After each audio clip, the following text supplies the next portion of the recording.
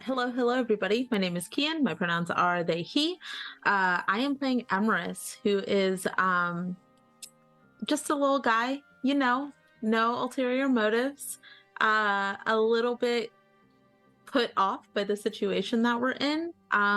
Maybe has some connections to some of the other people in this cast that he is not ready to explore yet, but likely will be coming up tonight. So we're gonna see how it goes.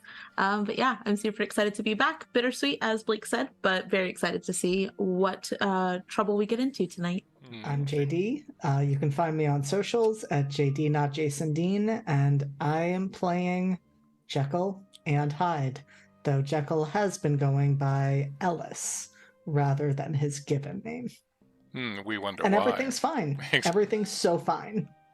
Hey, good evening, everyone. My name is Adrian. I'm on the internet using the handle Sly Sparrow on Twitter and Threads and Discord. And tonight I will be playing Henry de Beresford, the third Marquesse of Waterford, otherwise known as his other alternate identity, Spring-Heeled Jack. And I'm hoping tonight we get to a really interesting conclusion to everyone's story, everyone's other identities, everyone's secrets. Been very, very looking forward to this game. Hi, I'm Stephanie, she, her. I am playing the writer, Lillian Durant, take on the last bride of Bluebeard, and she's already seen a ghost from her past, so I guess we'll see if that ghost returns or she sees a few others. Last session, you had first dealt with the aftermath of discovering the dead bodies in the occult shop. You had then repaired separately to your various lodgings to sort of lick your wounds, so to speak. A few discoveries were made, namely that Kian's character Emrys has apparently some healing powers. And Dr. Ellis is apparently Hyde. And Henry the Marquesse has apparently something hidden in a suitcase in an old dusty locker in his room that's got some dark, or at least some sort of mysterious background to it. You had then discovered that a couple of little things, mainly that the Blackfriars Metalworks company was somehow tied to Ares Industries, whose boss, Mr. Gryron, had been responsible for shipping Emrys back in the day to the penal colonies in Australia, from which Emrys has since returned. Also that they are a bespoke metalwork shop that is very difficult to find and access, but they also seem to have a connection to one Lady Rowan Mars, who seems to have some sort of connection or background with the Marquesse, as they both recognized each other and seemed to have some form of knowledge of each other. But perhaps others in your group also have a bit of background with Lady Mars. You had made the perhaps fateful decision to embark in the Lady Mars's handsome cab at the end of last session to be taken the devil knows where. As we start going along our route here, and as the handsome cab starts moving forward, before we get into the nitty-gritty of it, how about you give us a brief little rundown of sort of where your character is at right now as you enter this cab and are about to ride off into the fog. Exactly where, what's your mental state, what's happening, what's your character thinking, just to give us a little bit of a look-see inside their psyche. Who would like to go first? I can jump in. Please do. Emrys is has wedged himself into a corner. able to kind of survey everything else in the carriage. Definitely taking up more space than is strictly necessary. Somebody in chat, first episode, phrased it as manspreading as self-defense, which, yes, absolutely, that's what Emrys is doing. He is not feeling great because he mentioned to the group that he knows that Percival had a daughter named Eleanor. And that was a reveal that he did not mean to make.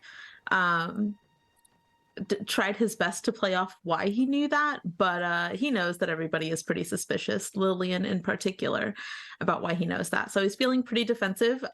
The chauffeur is one of the bowler hat guys who beat the shit out of him, so he's not happy about that. So he is very much on edge. He's holding his cane close, the sword end of it kind of already unlocked just in case he needs to pull it quickly, but keeping his mouth shut. Has gone back to sort of how we saw him in the first episode, very reserved, very much just trying to see and assess what's going on before making any moves. Makes a lot of sense. All right. I did omit to mention that unfortunately Emrys had gotten the snot beat out of him last game by a couple of guys in bowler hats, who then turned to paste as Hyde fell upon them and took great pleasure in dismantling their operation, let's put it that way. Speaking of Hyde, would the doctor like to tell us where the doctor is at mentally right now? Certainly, I think that is a good transition. He is sitting as quietly and unobtrusively as he can. In a lot of ways, he feels like this is the natural conclusion, both because he recognizes Lady Mars, but also because of the fact that Hyde murdered a bunch of men in bowler hats the evening before. And this is very much feeling like a reckoning that is going to be upon him. This is exactly why he left London and why he did not want to return, but returning was not his choice. And so he is very much accepting whatever fate may be about to befall him. Though I cannot say whether Hyde is in agreement with that. But that doesn't matter because he's not the one in control right now. For now.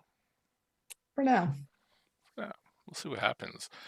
Speaking of being in control, someone who has managed to keep their sang-froid throughout all of this, with a lot of strange reveals happening, especially running into the father of their child somewhere in an alley, being chased by some of their new colleagues. How's Lillian faring? Lillian has gotten... She is very rigid and very much thinking this is a trap. This is going to go badly.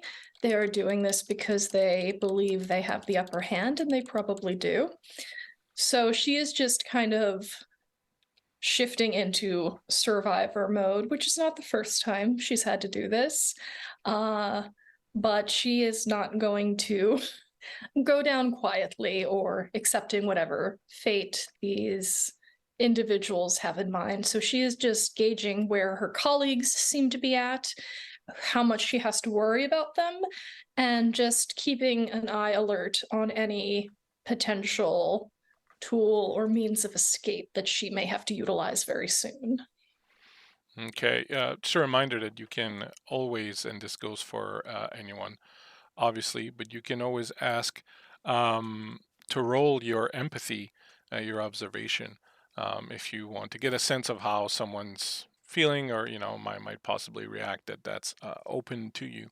But before we get into any sort of rolling, let us visit with the Marquesse, who perhaps has the most, so to speak, skin in the game right now.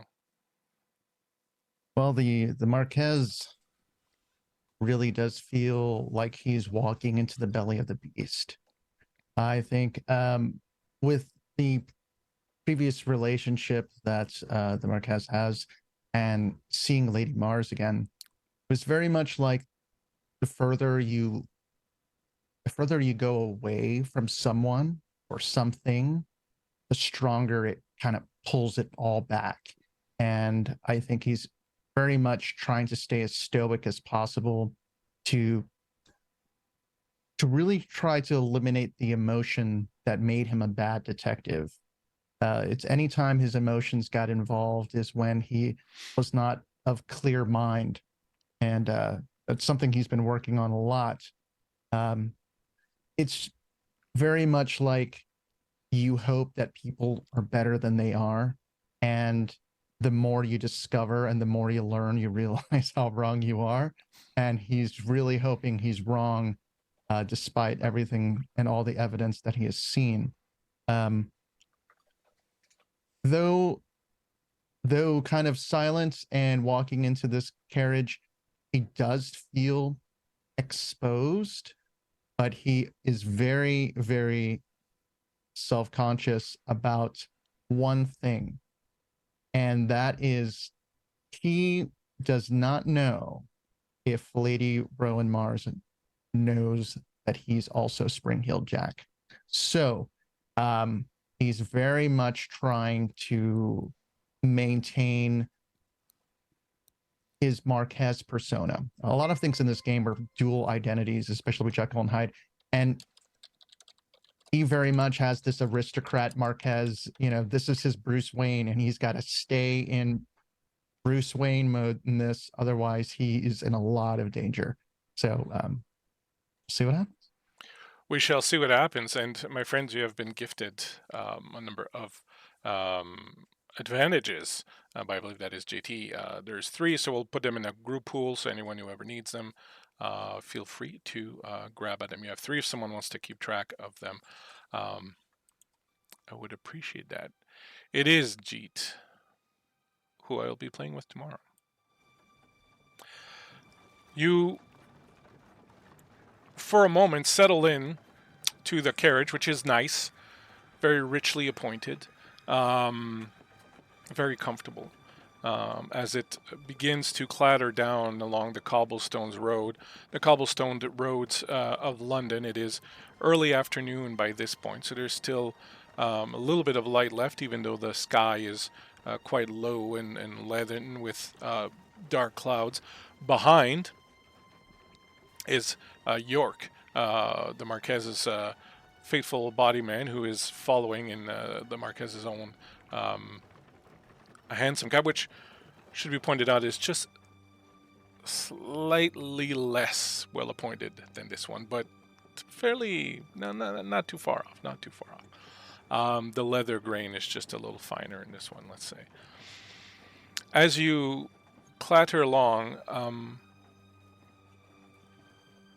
Lady Mars will sort of have eyes only for the Marquesse, and will say, "My dear Marquesse, it is such a pleasure to meet you, but won't you introduce your friends?"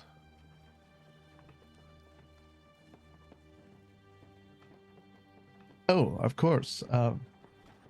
Forgive me for not introducing everyone. I am not very much of a herald, but I will allow each one of them to introduce themselves, and hopefully, within their introduction, that they may be able to hold up a glass where you may see the innermost part of you. Doctor, would you? Such a poet. I would be delighted, Marquesse. I'm Dr. Ellis. It's a pleasure to make your acquaintance. A man of science. She extends her hand. She's got one of those long gloves, and she's got a couple of rings on. She extends her hand for you to take. He takes her hand and kisses it and says, "It truly is an honor." The pleasure is mine. Any friend of the Marquesse is a good friend of mine, and especially one who is certainly as well educated as you are. It's always interesting to be able to discourse with people who have something to add to the discussion. Your flattery is appreciated. It's not flattery if it's the truth. She'll look over at Stephanie, having completely, by this point, forgotten the doctor and sort of moved on. And you are? Miss Lillian Durant, and we have not been properly introduced. You have a lot of my curiosity right now. Oh, little old me. Oh, there's really not much to tell. I'm really pretty much what you see is what you get, as they say. Are you the new Lady Beresford, or...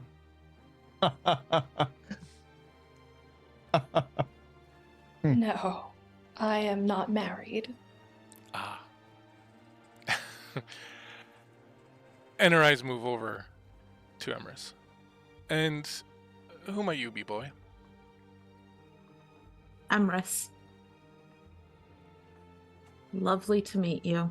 No, pleasure's mine, and she'll extend her hand. It takes too long, and at one point he glances at the Marquesse, kind of thinking finally of like, fuck, there are other people around, and then he will take her hand and offer it the briefest kiss. Not a problem. You will take the hand. You will offer it the briefest kiss. You will sit back. As the ride goes on, you will start, Emrys, feeling a little off, a little queasy. Bleak, it's so early. A little queasy in your stomach. Perhaps the swaying motion of the wagon is doing the number on you. You were wounded severely yesterday. You did lose blood. You didn't get a lot of sleep. Maybe you didn't eat enough. But as the wagon moves forward, not the wagon, but the hansom cab moves on, the clattering of the hooves and the wheels on the cobblestones and the swaying motion and just the city going by and the smells and everything are just starting to kind of get to your head, and you're feeling a little bit queasy. Who would have sat next to me? I'll ask the cast. Well, so I would definitely think that Lady Rowan would have brought the Marquesse to sit next to her. Okay. And I think the other three would be on their side, but as for who's next to you, I don't know. Anyone want to volunteer? I can be. I'd be in the middle. I feel like the doctor would probably want the window seat for reasons. That's valid. Mm-hmm. Yeah. You are correct. So we'll say that she was at the far end, so she would have sat the Marquesse there. Then perhaps the doctor would have come in, and then Lillian, and then at the other end. Okay. Lillian, you would feel Emrys kind of starting to slump and lean in a little bit, clearly very unintentionally. And if you glance over, he looks a little paler than what the hangover probably would have justified, because he drank a lot last night following getting beat up. So certainly paler than what a hangover would justify, and is swaying, but doesn't seem to be swaying quite with the motion of the carriage. It's just a little bit off. Like there's some kind of internal difficulty with finding that pace. Lillian will just kind of take her handkerchief and just kind of press it into your hand and just ask, would you like me to open the window? Yeah, that would be great if you don't mind. Yes, not at all. Are you feeling a particular way? Do I get the sense, Bleak, that this might be a vision coming on? You've never felt this, forewarning before. It's usually just kind of hit you. Okay. So difficult to tell. Some kind of way, but not that. You get motion sickness. Doctor, do you have anything for motion sickness? I certainly do. Emrys, would you like me to give you something? Yeah. I don't want to get sick all over this lovely handsome cab. Well, I expected us to only get into the doctor's stash at a later date today, but if we're already starting...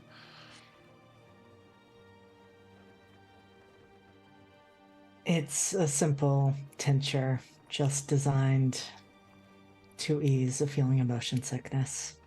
Nothing too exciting, I'm afraid. I doubt there's very little that is not exciting about you, Doctor. But whilst the good doctor tends to the urchin, perhaps, Henry, you might tell me. I heard the most distressing news, which is why I came as soon as I heard you, I believe, had an encounter yesterday. My men reported to me that you were in some trouble down at some shop down Kingsway.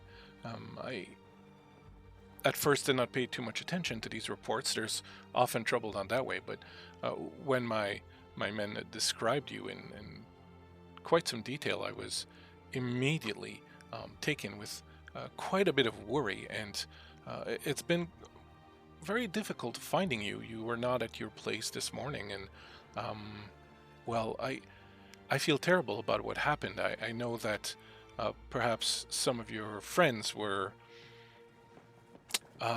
interfered with by my men.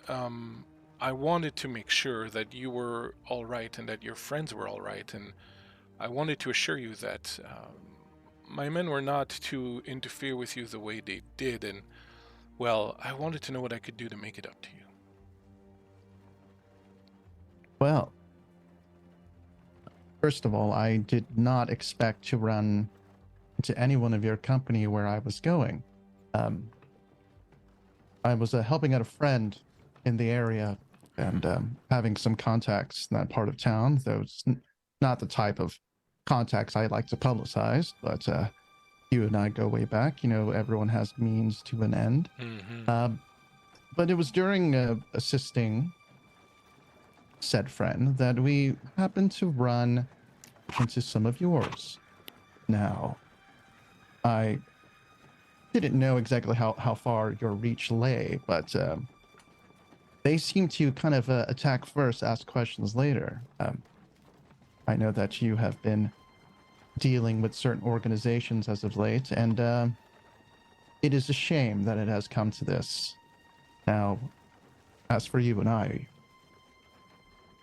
we have come to an arrangement of civility. Mm-hmm. I think there is no harm or any animosity between us. But in terms of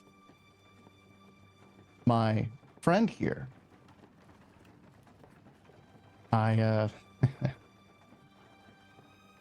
I stand with him and will no reconcilement. You hurt someone, and you have not explained why. You haven't explained what your people were doing there. Once we get those answers, then we can come to more peaceful terms. But as for now, we are still your guests, and hopefully we can get to a peaceful resolution before the end. You're always so forceful and full of verve, Marquesse. That is absolutely one of the things that I've always admired the most about you, is this strength that just oozes out of you when you get into one of your emotions. It's fascinating to see. Your friend here, whom fortunately was injured by my men last night, although my men seem to be in much a worse state than your friend here. I was wondering, did you know that he was escaped from a penal colony in Australia? Marquesse will have that kind of look of just kind of plain, like a mask, like kind of like, of course I know. Like, what am I, an idiot? Of course I know, but completely didn't know. But it's like that kind of. And? Well, unfortunately, this young man still owes society a bit of a debt, you see, and, well, he is to be returned. Now, I, of course, am a charitable soul, and I am not opposed to pretending that your young friend here is his location and whereabouts are not known to me, but also that your young friend here somehow seems to have been able to, pulverize 3 of my men. How sick am I feeling, Bleak? About the same. It's kind of settled in now where it's like kind of a constant, you're feeling like 15, 20% less than top notch, but it doesn't seem to be getting worse. It's just consistently there, and the air is not helping and the tincture is not helping. If it gets to the point, I'm going to be sick all over the floor of this hansom cab, and I'm not going to attempt to hide it. Yeah, you don't think you're going to be sick because even though it kind of felt like it was like kind of a motion sickness thing, it feels slightly different than that. It almost feels like, how could I put this? It feels just like everything inside you is in the wrong place. Like there's just like this kind of weird feeling that, things are just not as they should be. Almost as there's a force that was sort of pushing into you and kind of, trying to reorganize you in some way, perhaps. Cool.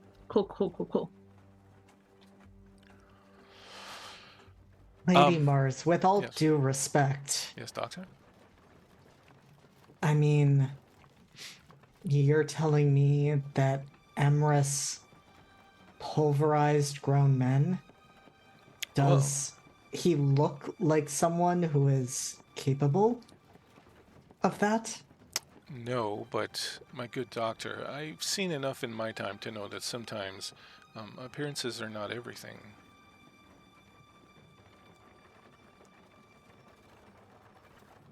And regardless of whether this young man dismantled my men single-handedly or at help, the fact remains that he is wanted by the law, and by law should be returned where he comes from, until his debt to society is paid. Well, I know that there is no way there are people in your employ that do not have some sort of debt to society. And in all things, all debts must be paid. So how much are these 3 men worth to you? 20? 30? This boy can repay society's debt with me. Don't tell me you don't have any criminals on your employ. I see one driving this cart. I must admit that sometimes the best one can do when hiring people of little to no compunction is to, of course, hire from the criminal class. We don't necessarily have a choice. However, it is also true that sometimes there are men who are not of the criminal class who also lack compunction and have no problem with applying violence when it is needed. I am simply trying to say that I am here to make amends, that I do want to give your little fella here a chance, but perhaps you might be willing to do something for me in return. Emrys, you suddenly get this brief vision. You are walking up, there is a woman looking quite, let's not mince words, a woman who looks probably like a prostitute, the way she is dressed and so on and so forth, is standing near a canal and is looking out over the water and is singing a little tunelessly to herself, and you, in a brief flash, see yourself coming up behind her, reaching around with a knife, cutting her throat, and then pushing her into the canal and watching the body fall into the water. And you remain there for a second until it floats back up and starts to float down. And as it's leaving, and as it's moving down the water, you know it's going to the Thames, and you know it will be washed away, and you know no one will know what you've done, and you realize there's a problem with your method.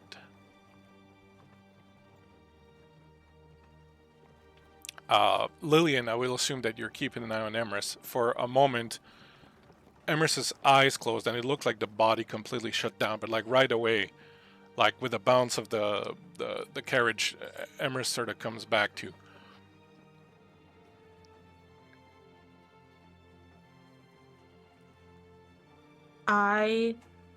When I start, immediately almost start to reach out to whoever is sitting across from me. Like I'm reaching for that body, trying to stop it because I don't want anybody to see what I've done. If they do, this is not the work I want to be known for.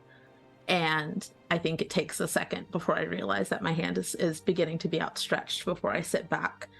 And I imagine I'm shaking, and I kind of settle back further into the seat. I am not looking at anybody. I am not saying anything. I am trying to disappear into the seat cushion. Being involved in a discussion, it is Lady Mars that's sitting across from you. You realize that she does notice sort of what's happened to you, but kind of pretends not to, as if like she doesn't want to be bothered with it. Perfect for me. Perhaps closing your eyes for a bit would help with the rocking sensation if you just focus on the air on your face. I don't think that's going to be helpful in this moment. And I will reach for my pocket watch that is always in my pocket. And you don't even see me worrying it. My hand just goes there and I'm just squeezing it as tightly as I can to try and give me something to hold on to try to keep this from happening again. As you squeeze the pocket watch, you suddenly get another flash, and this time you've done a much better job of it. The woman that is lying on the floor, bleeding out in front of you, cannot help but be found, cannot help but be a message. You have not only killed her, but you have cut her open, you have dismembered her, you have pulled her inside and out and rearranged her in a manner that is most pleasing to you. And you know that you have finally found your way, and you know that the next ones that you find, you will be able to further refine your method. And Lillian, all you see is Emrys reaches for the pocket watch. Sarah grabs it for a moment, seems like it's finding a little bit of peace, but then the pocket watch just slips out of Emrys's hand, clatters to the ground, and Emrys does the same thing again, where the eyes close, and this time Emrys kind of pitches forward. What would you like to do? Oh, Lillian's gonna kind of catch his shoulder to brace him and then just quickly reach down to get the pocket watch back into his hands, and she can kind of see that he is using it to ground himself. So she's just kind of trying to keep him upright and then just reaching down. And it's just like... As you reach down for the watch, Lady Mars is there just a split second before you, picks up the watch and hands it to you and goes, "Is your friend okay?" I think the ride is not doing him any favors after the treatment he received from those in your employ. Perhaps if we could get to the point of the matter so that we may be on our way, that would be best for his health. We are arriving. It won't be but a few more minutes here, and she... Arriving where? Exactly. At my home. And she places the watch back in your hand. He takes it and just kind of pushes it into Emrys's hand. Is just like, we'll be stopping soon. It is... Sorry. I was just going to say, whenever you place the watch back in Emrys's hand, he grabs onto your hand as well. Does not want to let go. Be all right. They're not going to take you back. It'll be all right. Yeah. It's not great there. No. I can only imagine. And I will try and lean back into the seat further. There is no pretense of pretending that I am not being affected by something at this point. Lillian's just going to keep holding on to your hand since you're not doing so hot. Yeah. Okay. Lady Mars has turned away and lays a hand gently on your leg, Marquesse, and goes, Henry, I know it's been quite some time since you've visited my home, but perhaps if you'll indulge me, we might take a moment to share a drink and discuss the finer details of this arrangement we're entering. And you, I believe, have something I would like to possess, and if you are willing to trade with me, I will be very happy to ensure that your friend here is no longer bothered by the law. I'm sure we can come to an arrangement, and he will place his hand on her hand. And yeah, it's been a long time, hasn't it? Far too long. Yes, I'm sure we have much to discuss.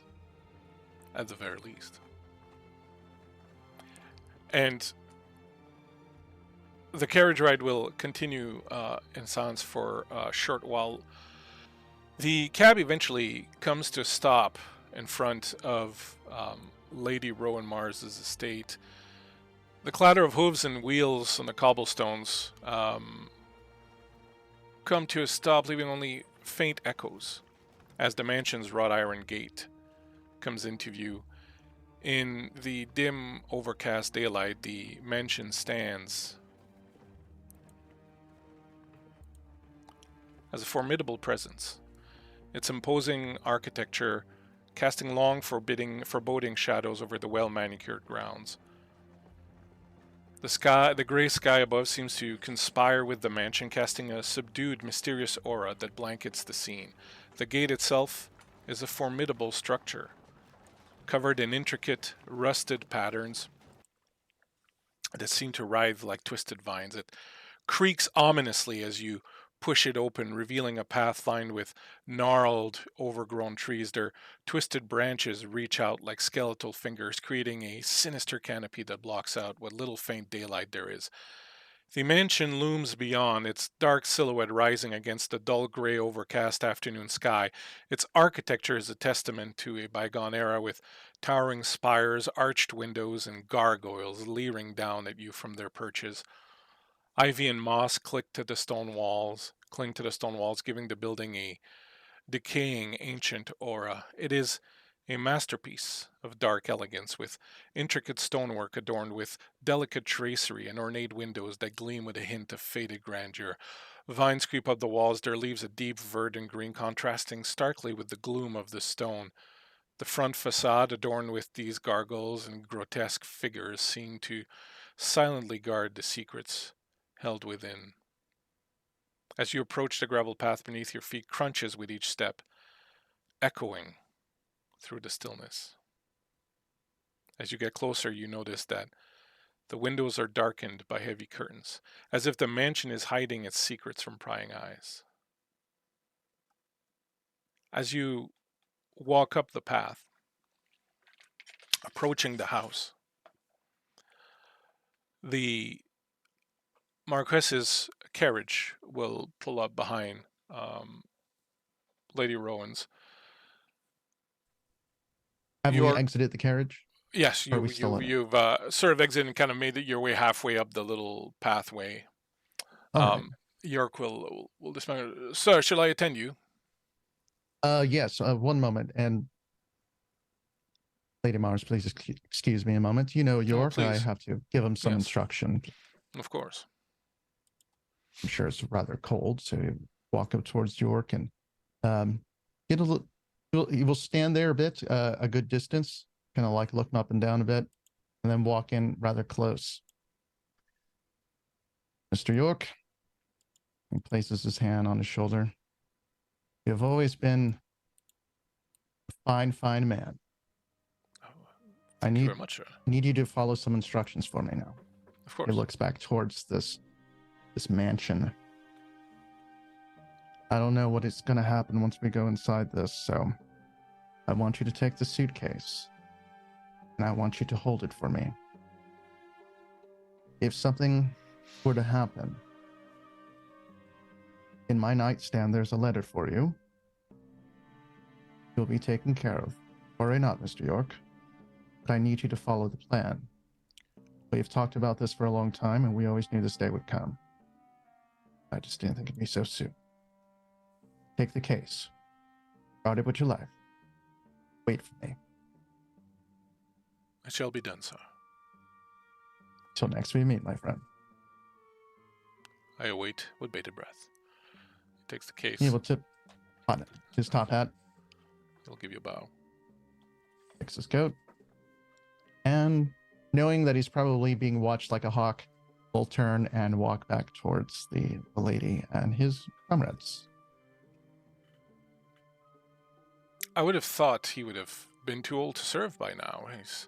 He looks still quite fit and hale. Your York does. Oh, he has surprising vigor. He takes after me. Indeed, Marquesse, indeed. Shall we then, or is there any other matters any of you would like to attend to? Bleak, can I make an observation roll to kind of size up what Lady Mars is getting up to? Like, Yep. how confident she's feeling right now? I know I can't get the fine details of whatever this is, but how self-assured is she feeling? Okay. Yep, go for it.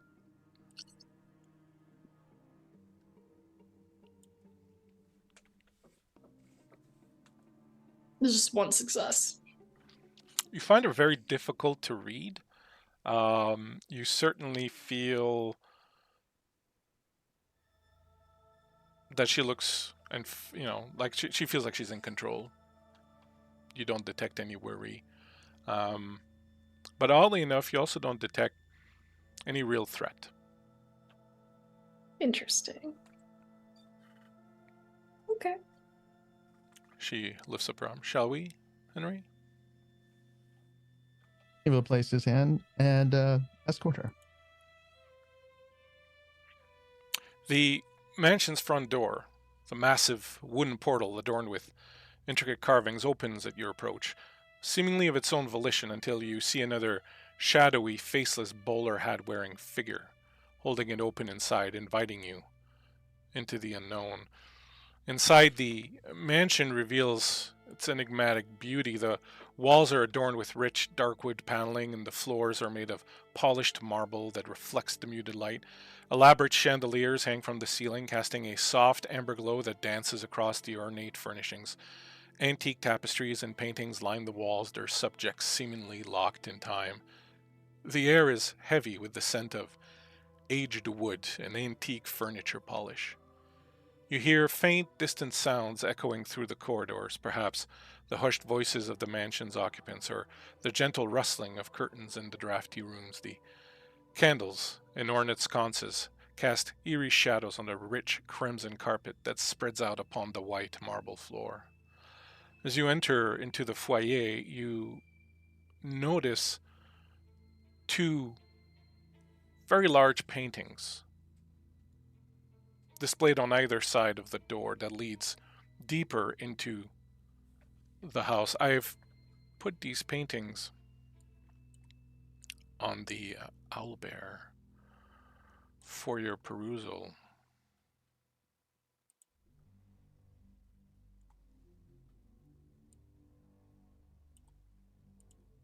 Oh, good.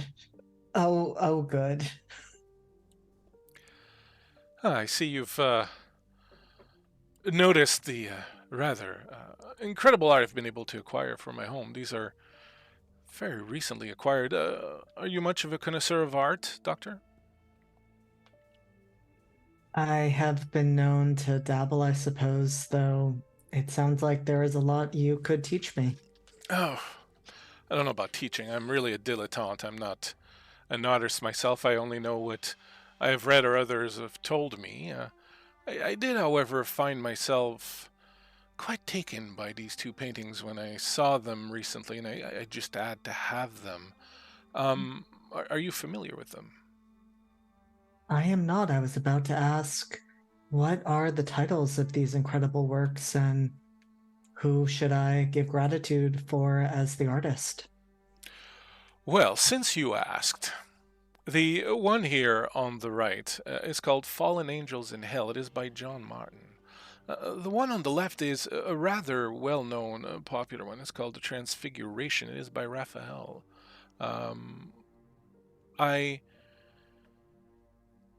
really appreciate how both of these show us that transformation is an integral part of evolution.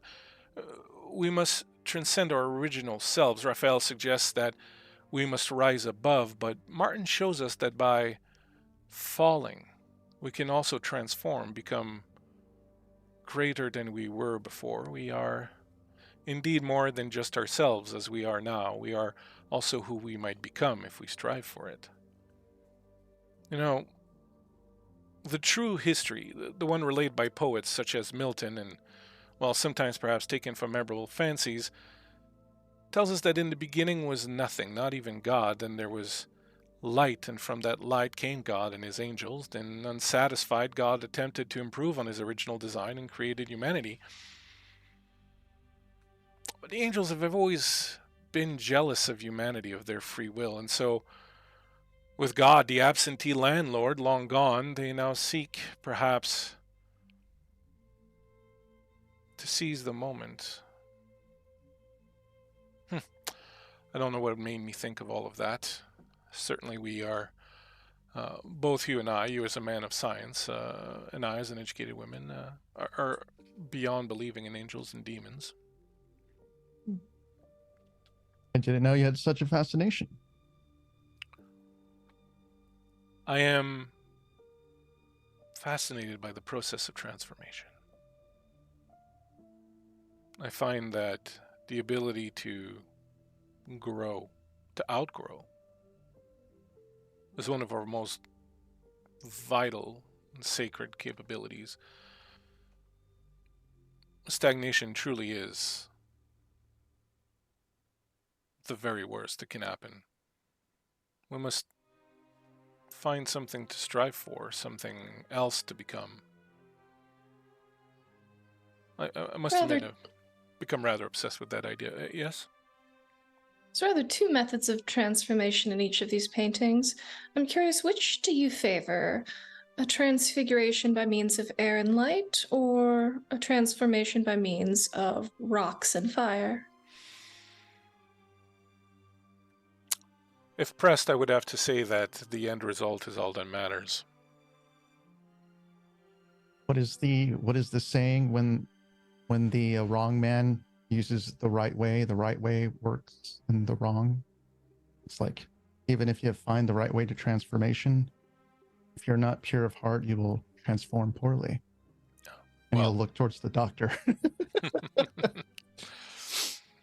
think that's a Buddhist saying, I believe. They have very interesting takes on the void that was before, and the Sanskrit word of deva, which means both devil and angel. Buddhism, dear Marquesse, really, have you become a spiritual man since I last saw you? I do recall you being much more into, shall we say, the carnal side of things rather than the spiritual one.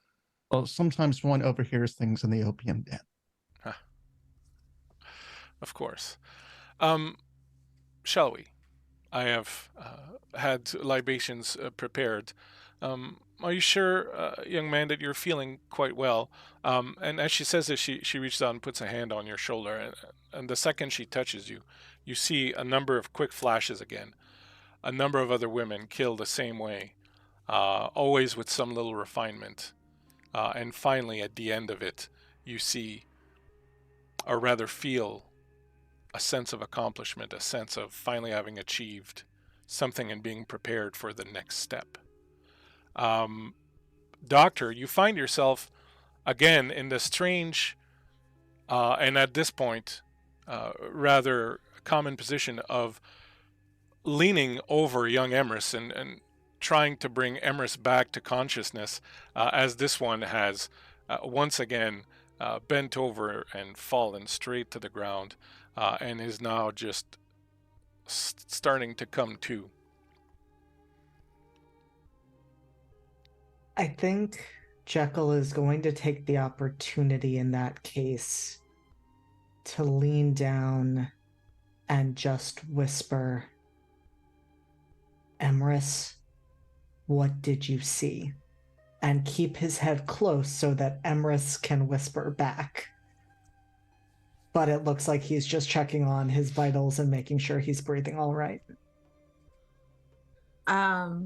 Through very clenched teeth, Emrys will just respond, "She is a murderer."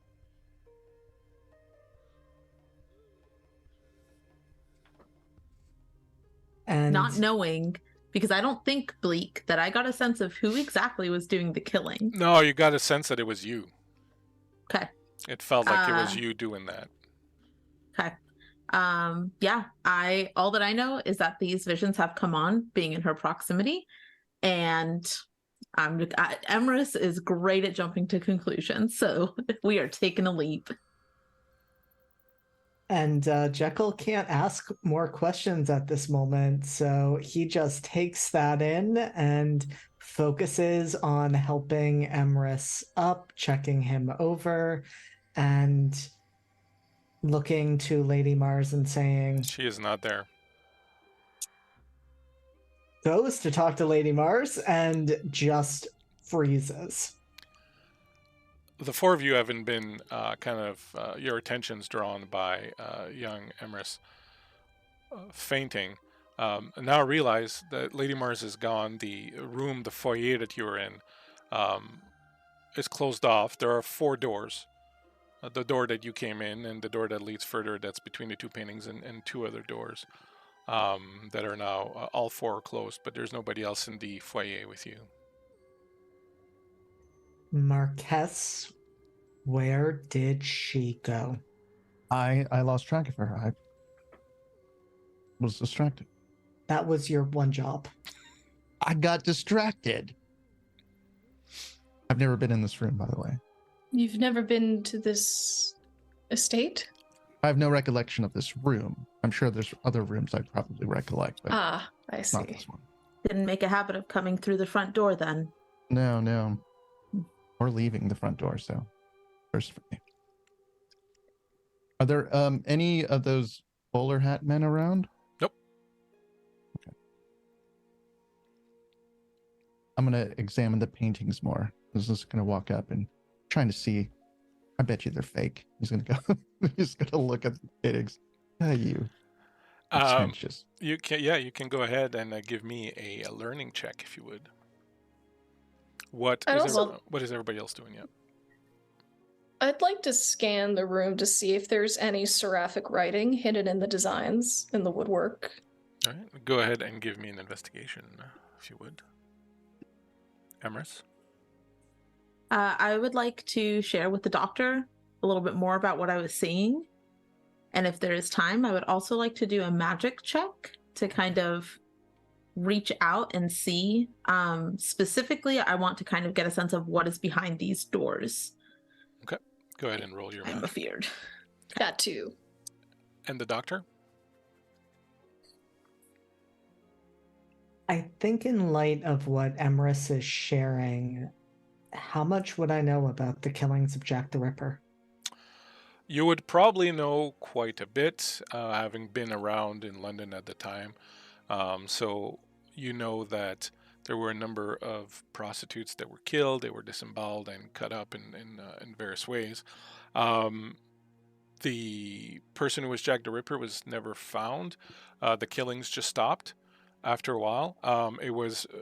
It definitely sent shocks throughout London because there had never been anything methodical like that before. There were killings all the time, but they were, always sort of, in the heat of the moment, or crimes of passion, or things of that nature, or crime related. But in this particular case, this sort of methodical hunting and stalking of a human being was something that had never been seen before, and so it had certainly had a huge impact on London society, and the fact that they never caught who it was. People were quite afraid for all. Now, they haven't forgotten yet. The Whitechapel area is still kind of believed to be, haunted by Jack, and people kind of believe he could return at any point in time. But there was certainly, especially as a medical examiner, also I would say, information you might have gotten would have been that there was a clear progression in the methodology of the killings, as if someone had, was trying to perfect something.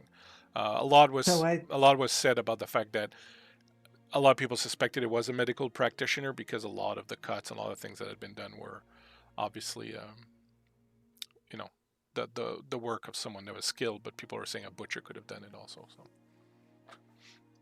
So I think then what Jekyll would like to do is see if he can pull any pieces together, given that he's now reflecting on Jack's methodology. He's been tracking the Angel Ripper's methodology and see if he can draw any connections or conclusions based on that. Please give me a learning roll. I would love to. All right, so we'll go back around. Marquesse, you got 2 successes. These paintings appear to be the real thing. As far as you can tell, not being like, but they are clearly paintings. They are not obviously fake. What kind of other information? Because you got 2 successes. What kind of other information would you like to get? Any,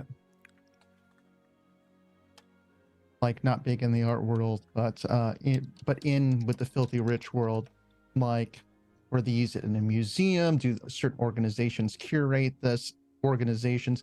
Is there anything that can tie these paintings to any kind of organization or country? And I will say that you probably feel like these were not procured in a, legal, go to the auction, whatever. Gotcha. Like, these are not the type of paintings that would be sold normally. Right. These were acquired. Yeah. And otherwise, you don't have a knowledge of them being associated to any sort of group or anything, but they were definitely not. They definitely speak to, a more shadowy acquisition than just, totally legal and above board, if they are, in fact, a real thing. Gotcha. Lillian. I got 2 successes on that investigation check. You do, in fact, notice that there is angelic script. Above each door, worked into the grain of the wood itself, you read the following inscriptions, one over each door. The first one says, "The tree bears the fruit." The second one says, "The tree bears knowledge." The third one says, "The fruit is knowledge." And the fourth one says, "Knowledge is freedom."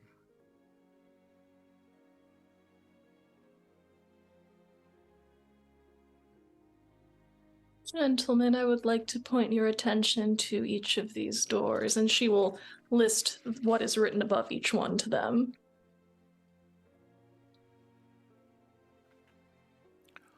Emrys, yeah, I was coming to you. Just a clarification on the inscriptions. What did we come through? Which phrase? It would have been the first one. The tree bears the fruit, and then they go. Okay. They go clockwise. Okay. I got 1 on my. I got 1 success on my magic check. You definitely feel that there is some magic at work. You definitely feel that it is affecting your senses and the senses of everyone around. It's difficult to tell exactly what it is. With just the 1 success, it's difficult to tell exactly what it's doing, but you can definitely tell that you're not quite where you were when you started out, when you entered this place. And the magic you're feeling has an angelic flavor to it.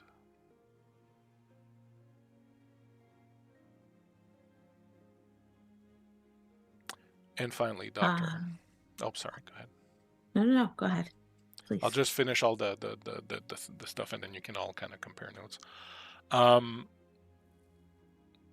While the wounds visited on the angels are not the same as the wounds visited on the poor women who were killed by Jack the Ripper. The process was the same. There was a process of refining a technique. There was a process of trying to create a killing that was a message as well as serving a purpose. The message perhaps trying to obscure the purpose. Like the crimes are so over the top and sensational that they might hide, what someone was doing, which in this case you feel was practice. And there are some other obvious similarities: the use of a bladed weapon, the cutting off of parts, the removal of parts, so on and so forth. So you definitely feel that there's a strong connection between the two of them. But in the same way that the Jack the Ripper killings would have been the work of a novice, the work of an amateur, compared to, the greater work of a master, or someone who at least had evolved in their approach, perhaps.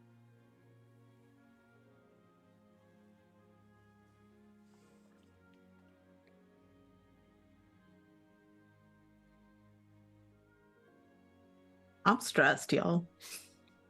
Ian as a player is stressed. Are you okay? Yeah, no, it's great. I'm This is just great. like, We in danger. yep. Oh. Well, Lady Mars is certainly not a terribly gracious host. Well, if she asked, I went to look for the laboratory, and I doubt he's gonna she will go. ask. He's gonna go into one of the rooms. Let's go with the knowledge room. Knowledge is freedom? Knowledge is freedom. Marquesse, what the fuck? It is like he's gonna say like what? I mean, aren't you curious? There's 3 doors left. There's 3 of us. There's, Think this is a coincidence? Yes, It's splitting not a up such a good. coincidence. we're gonna find a hallway behind that door. I don't think we're at the manor, the estate anymore. I don't. What are you talking about? Something is wrong here. Something is very wrong. And I will update the other 2 on the visions. I will share that something feels like we are perhaps translocated, unclear. But I will tell them everything that I now know. That would take a considerable amount of magic. Yeah. Does the Marquesse know anything about Jack the Ripper? Yeah, I would certainly think that as a detective, someone who was kind of involved in that, you would have had an interest in it.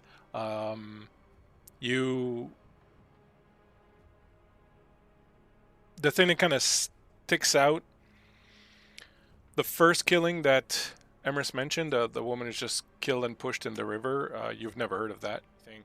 There were rumors, of course, including rumors that a member of the royal family or someone really higher up and powerful might have been involved, but that again was just scuttlebutt and rumors.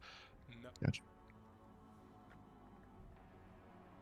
So we wait and not go through the doors, or do we all go into the same door together? I don't think we wait, but I don't think that we should separate necessarily. No, not at all. So this is the Okay. door, then?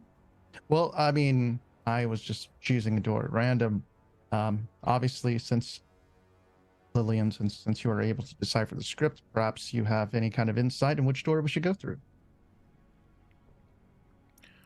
The only insight you might have is that it seems to be like a progression of the 4, so maybe start with the first. I'm totally just randomly, not randomly, but just sort of saying things that might occur to you. I'm not trying to guide your choice, but the only thing that kind of sticks out is that one appears to be the first one.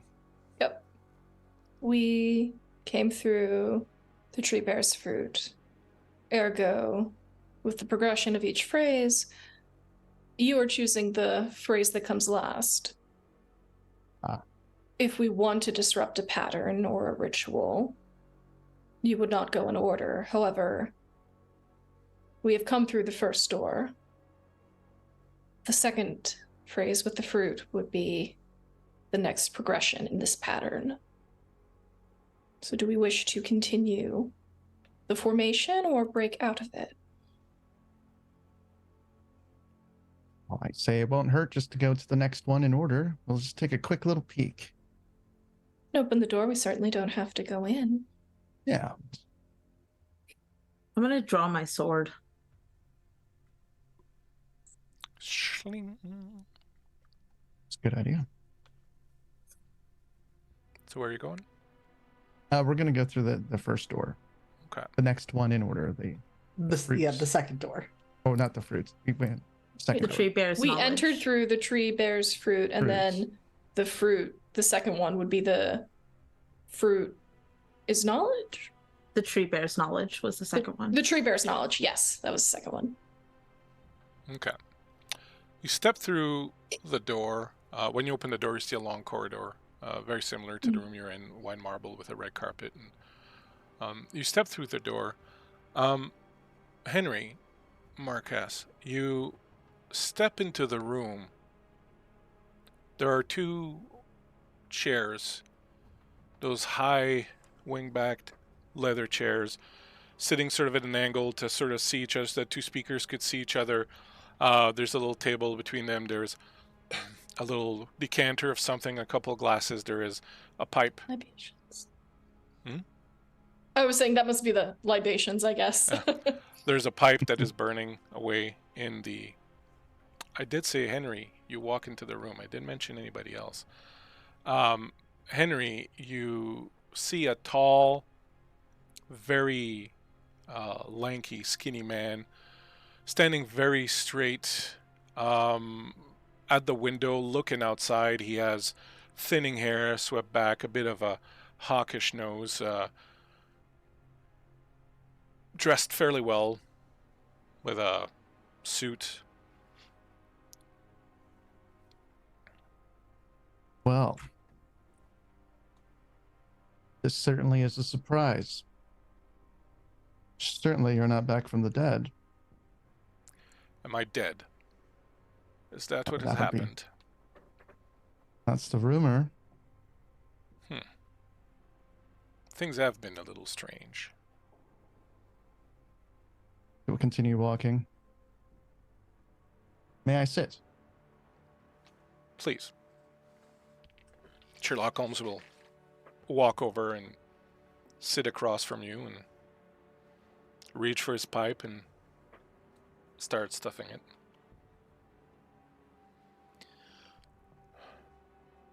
You know, I don't think I ever mentioned, but you were always quite the disappointment to me, Henry.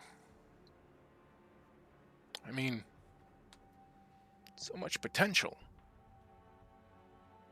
So much. And what have you done with it? It's very disheartening. It's very disappointing. Well, I'm sorry I disappointed you. I had a lot of distractions. Yeah. We all have distractions. That's what the Yes, world is made of. The world is a distraction. The real Yes. talent lies in being able to shut it out, to focus on the things that matter. That is what you should have been doing, and you have the capacity for it. Every time I shut things out, I just go to the bottle. There's nothing I wrong didn't with go to- that. Yeah, but I didn't follow your path. You're not meant to follow my path, Henry. For crying out, we're not the same. We are not the same. We are similar, perhaps, in some ways. We have similar traits, similar capacities. Of course, yours are perhaps not quite as refined as mine, but you are still quite remarkable. The point was not to follow in my footsteps. The point was to follow in the correct footsteps. You can't be Sherlock Holmes. I am Sherlock Holmes. But you could have been a better man than you are. And that is what is so disappointing. Damn it, Henry. You watched a man die. Your friend. You watched him die. And you did nothing. That's true. I did nothing. I couldn't do anything. Oh, could you not? I Why made not? a promise. If I intervened, they would have known. My identity would have been known. A lot more people would have been in danger. Plus, Who would have been in danger? Who those do that you I associated have? with. Well, I had people at that time. They left. And so it was quite a success then, your decision. They don't know what sacrifices were made in their name. Sacrifices. You know, Henry, very few of us are born with the ability to do something, to make a difference. Now, I am not immune to the rumors, to the scuttlebutt. I understand that some people often thought that I was merely a bad day away from becoming something dark and something bad. But there is a line. There is a line. Someone like Moriarty lives on the other side of that line. I live on this one by choice. I could have bent my considerable intellect and skills to the pursuit of, shall we say, evil things. I am not a good man. I cannot say that I really care for people. People have always been a little off-putting to me. I admit my personal sin is that my interest in doing good lies only in that doing good is more complicated than doing evil. And it is easy to do evil, but it is difficult to do good. And so it is the greater challenge, and unlike some others that I might mention, I have chosen the more difficult path because, well, that is what I do.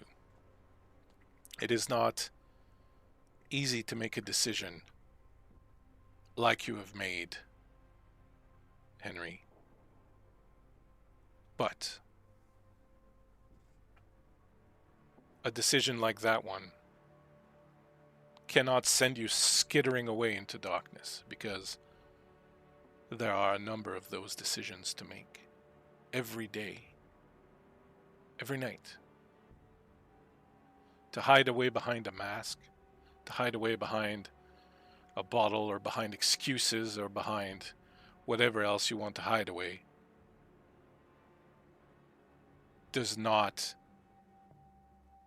make it easier. It just prevents you from accomplishing what you should accomplish. The difficulties remain, and you just fail, rather than powering through.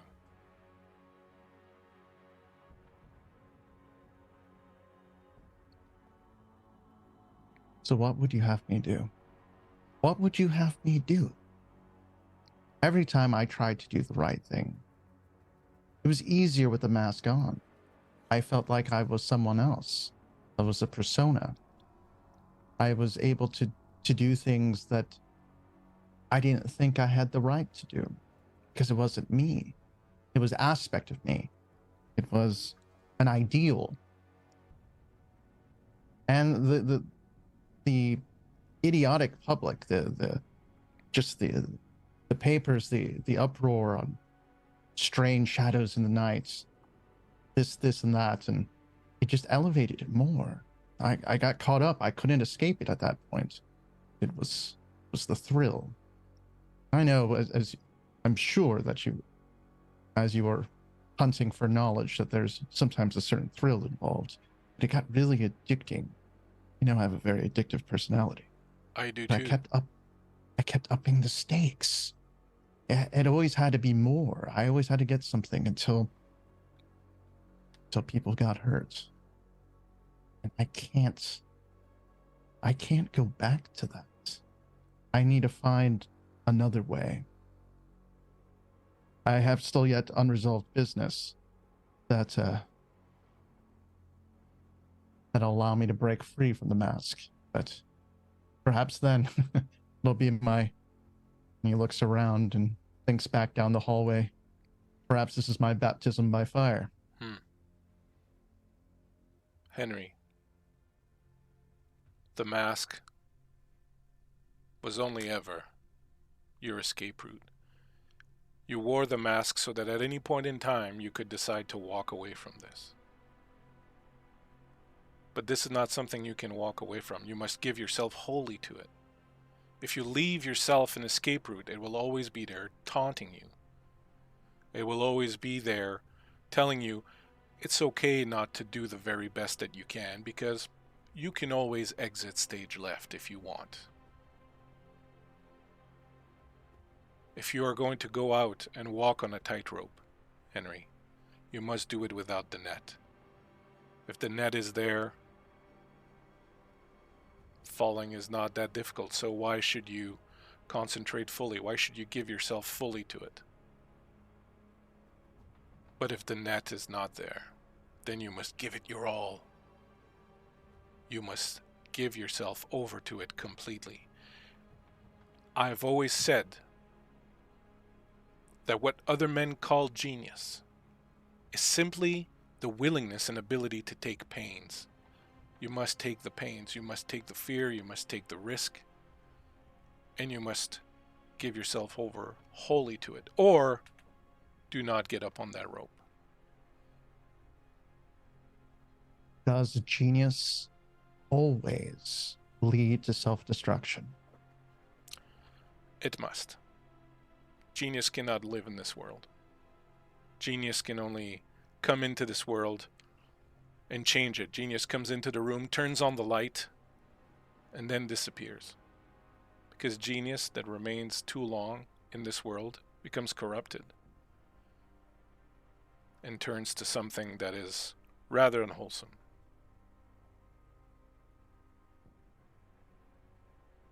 Why the transformation?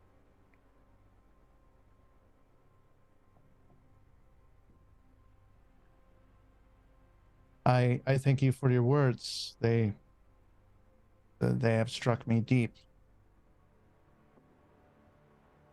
I don't even know if you're really here. Perhaps it's just... Of course I'm not. Don't be ridiculous. There are no such things as ghosts. Yes, How is that would be Watson completely... doing? Is the fellow carrying on okay? Then I feared he might be he's- quite heartbroken. He is a bit of a mess, though he tries to hide it. Do me a favor. Hmm. If you decide to take off the mask and give yourself wholly to this and walk on that tightrope, leave my poor Watson be. He's done more than his share and he's deserved his rest. He will insist, of course, but... Of course. Tell him I said no. I will have to tell him you insist. This thing you're in right now, the answer will not be easy because there is no right or wrong answer. There is someone trying to do what they believe is right, which may in fact be what you think is right. But the methods, well, the methods are someone taking a shortcut, not willing to take pains to achieve what must be achieved the right way. Try not to go for the easy out. You take the hard way. I've been doing that most of my life. Well, you take the hard decision all the time, and then when you get home alone at night, then you allow yourself a little respite. I myself quite enjoyed a little bit of heroin, but you may choose another poison of your liking. I always avoided the carnal pleasures. I find that they are rather ephemeral and rather superficial, but you do as you must. I've learned that everything's ephemeral, and real pain is when we try to bring permanence to anything. So I will try the harder route at this time. focus on method, and remember that there's nothing neither good or bad, but thinking makes it so. So I will do my best without the nets. And I amply believe, my dear Henry, that your best will be more than adequate.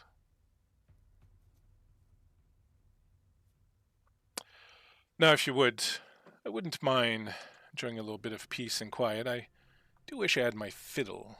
You don't suppose there's one around here, do you? I would look. If I find one, I will. The sweet, I will let you. sweet, calming sound of the fiddle have always done wonders for my ability to think and rest. Oh, yes. Watson spoke highly of your playing. Oh, did he? I always felt that he was secretly an admirer, even though he grumbled all the time, but Watson was a bit of a grumbler. Indeed. Comes from being an ex-soldier, I believe. Nothing like war to make a man into a grumbler. Speaking of war, I think there's one waiting for me. Godspeed, my dear fellow. Speaking of which, God. Doesn't exist either. Oh, It's completely I'm not logical. interested in that question. No. I was thinking of more of I just thought of something. It's I don't think it is any coincidence that Lady Mars is in an organization that's called Ares. Both of these are gods of war. Thank you. Yet again. And he will get up from his chair. My pleasure. Best of luck. Game's afoot. Give yourself wholly to it. He will turn and go back down the hallway. You find yourself, Dr. Ellis, walking down the hall. You hear the others coming up behind you, but when you stop to look, you see that you are alone.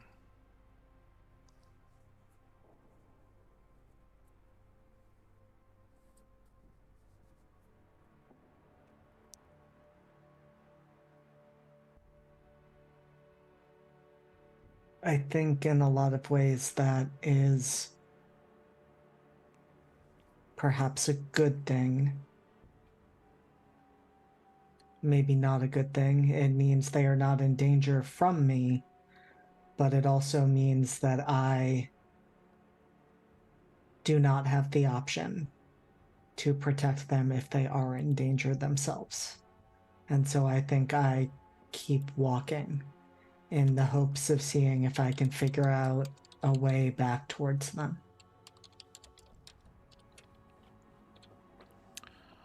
As you start walking, you start hearing footsteps behind you again, walking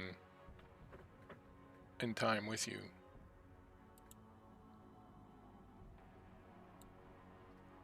You know, I was just thinking. The skin is becoming a little too tight for both of us, don't you think? I think the skin is fine if you remember your place in it. My dear friend, you always do choose the most boring option.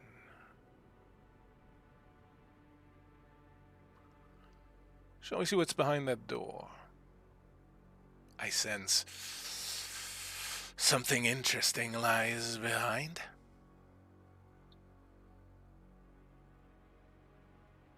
Before we look at that door, what would you suggest? Making a body out of a doll? Putting you somewhere else? That isn't possible.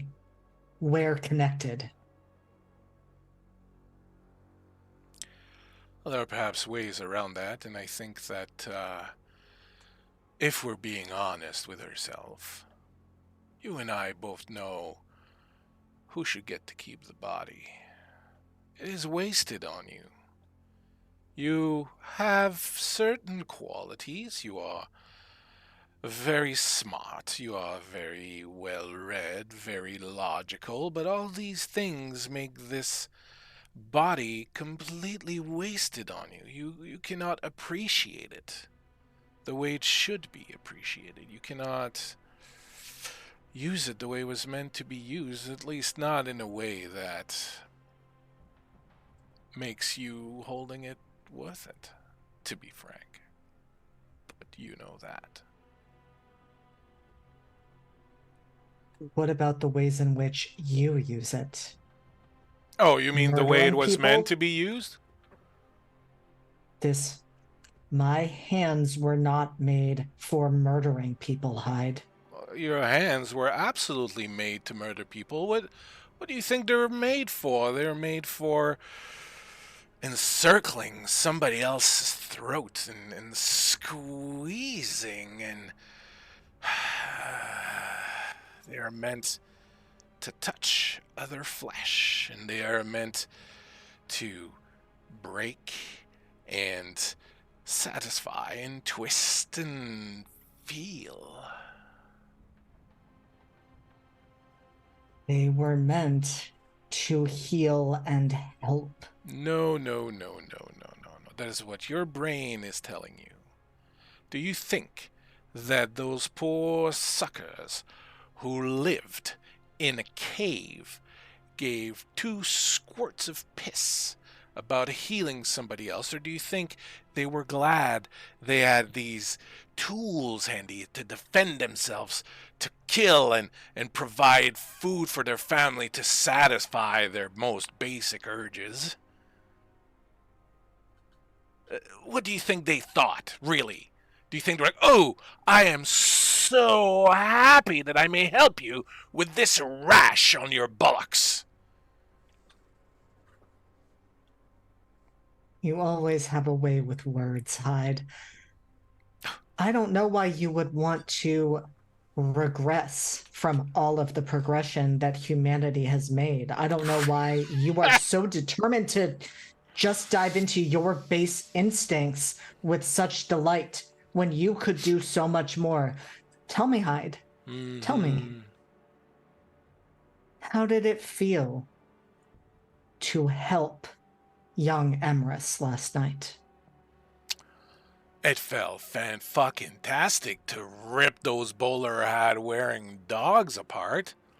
I mean, I considered very briefly not stopping there. This poor Emrys was just lying there on offer, and I thought, well, what a tasty morsel. But in deference to you, I can control myself. I opted not to do what I wanted to do, and as you can tell, I am not a monster. I am not an animal. I simply enjoy satisfying myself, whereas you seem hell-bent on satisfying other people. You're only not a monster because of me. Like you just said there, the only thing that stopped you was indifference for me. Don't take credit for that, Hyde. Unless you want to admit that you have even an iota of a soul. A soul? Talk about useless baggage. Who wants that? Just hanging around, waiting for you to do things to please it, and hoping that once your body is decomposing in the ground and the worms are eating it, that there's a fine place for your soul to go to, where it will get to enjoy little cocktail parties with other creatures and listen to fine music and go, oh, what a good soul I was. I helped so many people. I made so many people happy. Look at me now.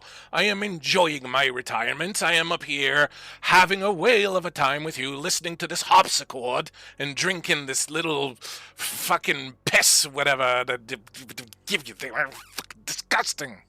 All of it. No, here and now is all that matters. And you are throwing it all away. Now open that fucking door or I will. You need to see what's behind. Your wish is my command, Hyde. I And he'll fucking open the wish door. so. Hyde, you open the door. You see a very small, dank bedsit. Very dark. And there he is. There he is, sitting by a tiny little candle, reading a book of some sort. You see next to him there's one of those hand drills carpenters like to use. Outside, you can hear people screaming, having fun. There are fireworks going off. There's music being played. You can practically smell the gin.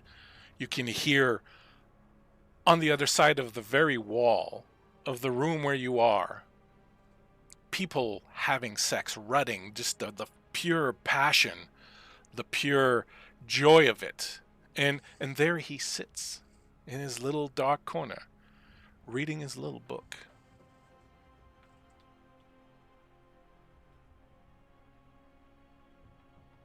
I want to walk over and take the book right out of his hands.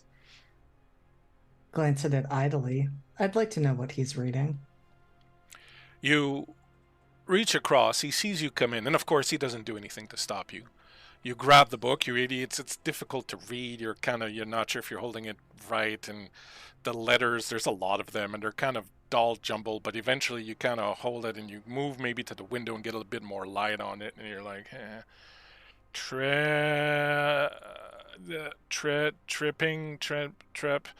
the medical art of trepanning, something trepanning. There's like a skull, and there's like a hole in it that's drawn on the cover. You have no fucking clue. I'm gonna throw the book at him and ask, what the fuck is trepanning? You know, if you bothered to learn anything, if you bothered to take a few moments to read and educate yourself, you know, life's not all about just satisfying your basest urges, Hyde. There's more beyond that. There's more beyond reading whatever you're reading. What does that drill do? What is that drill for? And I'm gonna pick it up. Give me 'Cause that. it's mine He now. reaches and tries to grab it. Yeah, no. Out of his reach. You're infuriating. Sits back down. It's a way out. For us, I mean, admittedly, the science behind it is a little dubious at best. But my research is promising. I think there are applications to it that go beyond the mere physical. I think that it could really help us. It could help us. You get the sense he means it could help me.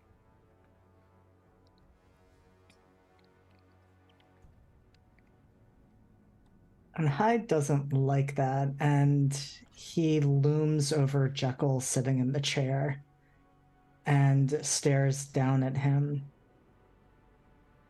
And then just kind of laughs and says, Henry,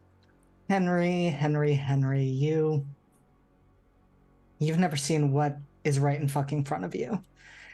You hold yourself up as this pinnacle of humanity, but you're the reason I exist. And if you're the reason I exist, this was always inside of you. And if you think you're going to get rid of me by what? Drilling a hole in your head? That's crazy. I mean, that's fucking crazy, first of all, but I'm not going anywhere. This body belongs to both of us, and the fact that I'm here is your fault. And I'm not letting you take this away from me. It can't belong to both of us. That makes no sense. Two things cannot occupy the same space. We cannot live in harmony, Hyde. There is a reason why when you are in control, I am not. And when I'm in control, you are not. We're working on that. We're working on that. Well, maybe you are. You're just afraid. You're afraid because you can't control me anymore. And so you want to take that control back, but you're gonna fuck it up, Henry, just like you fucked this up. I mean, unless you think me being here is a good thing, which you obviously don't. I'm fucking up. But it's your fault. I'm fucking up. I'm not the one running around killing people willy-nilly. I'm not the one giving people heart attacks and squeezing necks and ripping limbs apart. I mean, dear God, Hyde, what even stops you from grabbing a bloody stump and beating someone with it at this point? We've done pretty much everything else. Actually, that's a really good idea. God, you're impossible. This is why we can't. This is why we cannot go on together. You take no pleasure in the things that bring me happiness, and I take no pleasure in the things that bring you happiness. How are we supposed to come together? You hear them on the other side? I know you've been thinking it. You want to go there and take part in it. I just want to bang on that wall and tell them to keep it down because it's an ungodly hour to be making that kind of racket. Some people are trying to think. Have you ever considered you're the problem? Oh, I'm the problem. I'm the problem. Well, if I'm the problem, you should do well to remember that I, as you pointed out, created you. And I know that it is a very strong urge in the one who is created to kill its creator, and literature is littered with examples of it, and society in general. But, as the one who created you, I can also unmake you. I'm not going to let you do that, Jekyll. Oh, what are you going to do? Are you going to kill me? Is that what you're going to do, Hyde? Are you going to wrap your hands around your throat? I don't know if you've thought through the fact that if you kill me, you die also. I don't know if you've thought through the fact that if you drill a hole in your skull, you die too. Not if it's done correctly. And what? I disappear, just fly right out of your skull? Is that what you're thinking?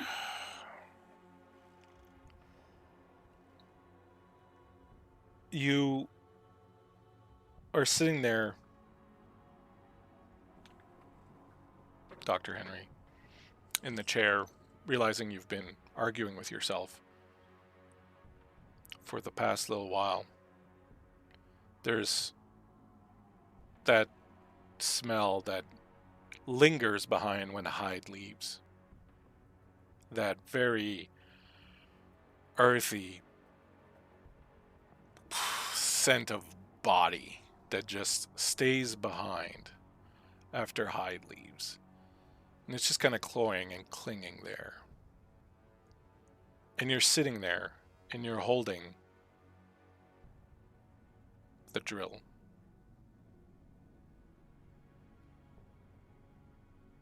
The sounds outside have died out. The sounds on the other side of the wall have died out. Everything is pure silence.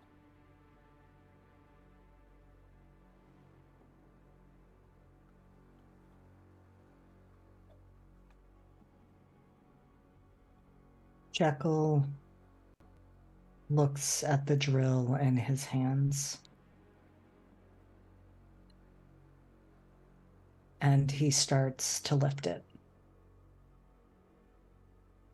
He knows where to cut, or at least he thinks he does.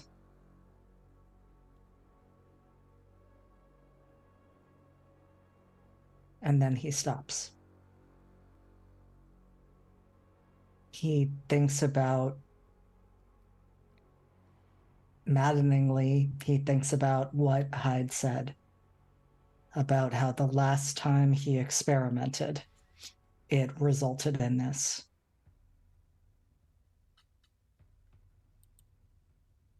And he knows that he's running out of options. He knows that the potion that he initially created no longer has an effect. But he is not certain that this is the way, and he is not certain that now is the time. And he's not going to abandon the idea. But for now, he's going to put the drill down. As you do, you hear a voice coming down the corridor. It's a woman's voice, maybe reading something. It doesn't feel like someone talking. It feels like someone reciting something, maybe. You can't hear it too clearly because the door to your bedside's closed, but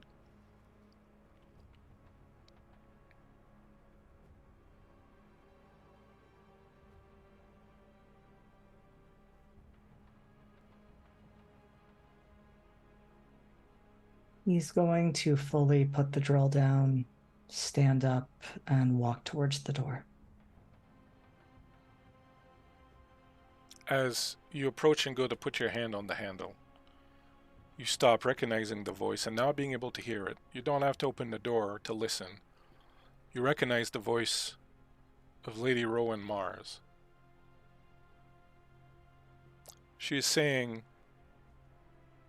without contraries, there's no progression. Attraction and repulsion, reason and energy, love and hate are necessary to human existence. From these contraries spring what the religious call good and evil. Good is the passive that obeys reason. Evil is the active, springing from energy. Good is heaven. Heaven is hell. Evil is hell. And in the voice of the devil, all Bibles or sacred codes have been the cause of the following errors. 1. That man has two real existing principles, a body and a soul. 2. That energy, called evil, is alone from the body, and that reason, called good, is alone from the soul. 3. That God will torment man in eternity for following his energies. But the following contraries to these are true. 1. Man has no body distinct from his soul, for that called body is a portion of the soul discerned by the five senses, the chief inlets of soul in this age. 2. Energy is the only life and is from the body, and reason is the bound or outward circumference of energy. 3. Energy is eternal delight. Those who restrain desire do so because theirs is weak enough to be restrained. And the restrainer or reason usurps its place and governs the unwilling, and being restrained, it by degrees becomes passive, till it is only the shadow of desire.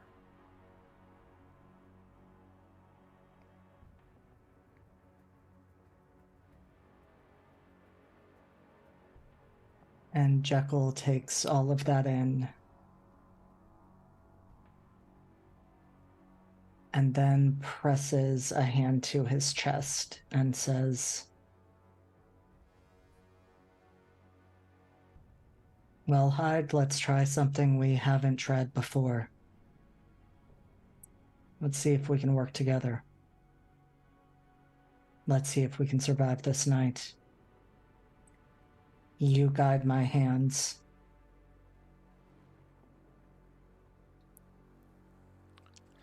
And I'll make sure we don't fall too far." How delightful.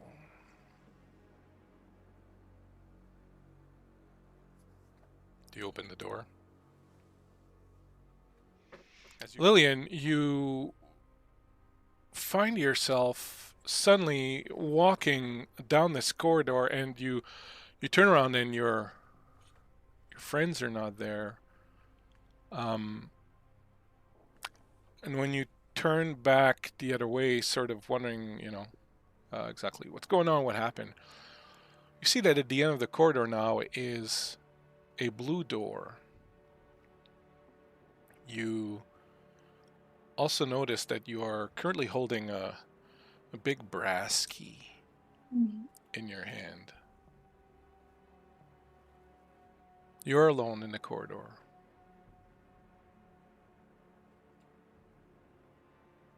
What do you wish to do?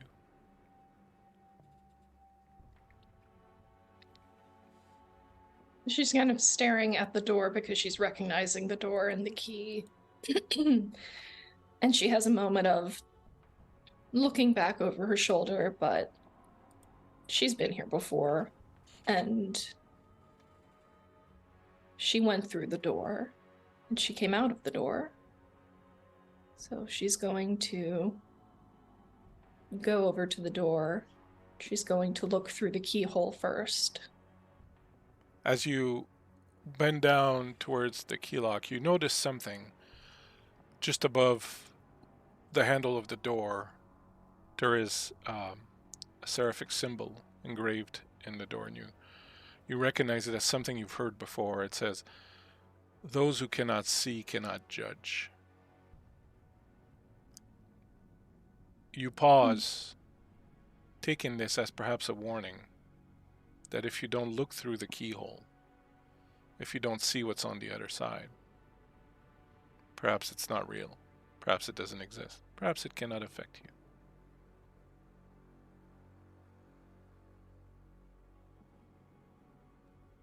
Or perhaps it wants me to be comfortable in my complacency so that I do not feel the jaws on my neck.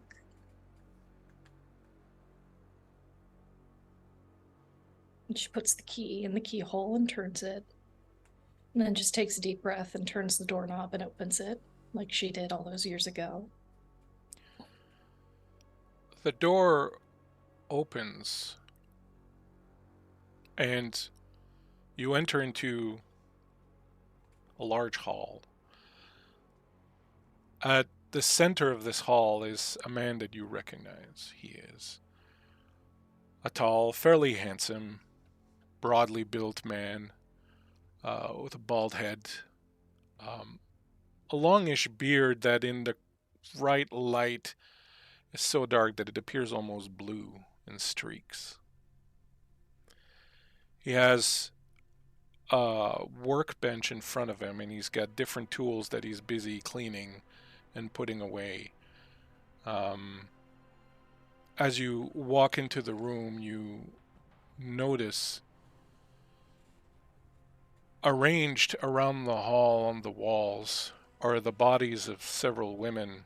They are obviously dead, but they have been cleaned up. They look almost alive except for the dead glassy look in her eyes, and that's when you see on your husband's bench, you see the glass eyes, you see the things necessary for a stuffing. The dead bodies are arranged in very artistic position, almost beautiful in death. You recognize them as the former wives of your husband. The one thing that strikes you as you see them, each of them arranged in a different position, but on the wall behind them are streaks of red paint that look like angel wings spreading out behind them. As you walk in, your husband looks up and goes, "Didn't learn the lesson the first time?" That lesson kept me off that wall, Roderick. Not walking into the room would have kept you off the wall also. And have kept us blissfully happy. Ignorantly happy, Roderick. Yeah. There is a certain joy in that, isn't there? Ignorance. If you wanted a wife who valued ignorance, you would have chosen someone less inquisitive. That's boring. But you did not. Exactly. That's boring. You need... Your virtue is nothing if it is not tested. Your virtue is nothing if it does not meet temptation and resist it. What would I want with a wife whose virtue would remain untested, whose virtue would remain an unknown quantity? Your role was to resist the temptation that I put before you.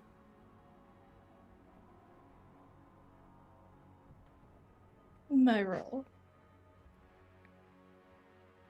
Yes, in the play of our lives, we each have a role to fulfill, and that was yours. And in exchange, how sweet your life would have been.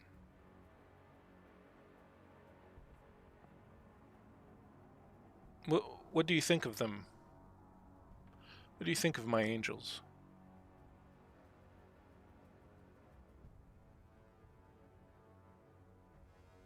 They are so lifeless, so hollow and empty.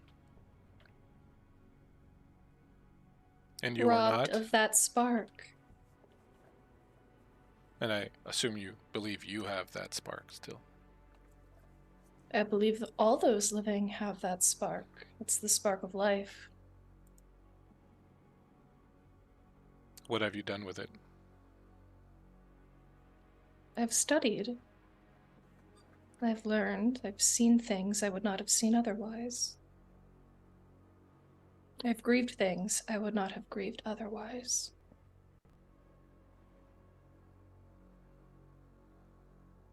And I will take those griefs and those joys because it means I am still breathing to feel them.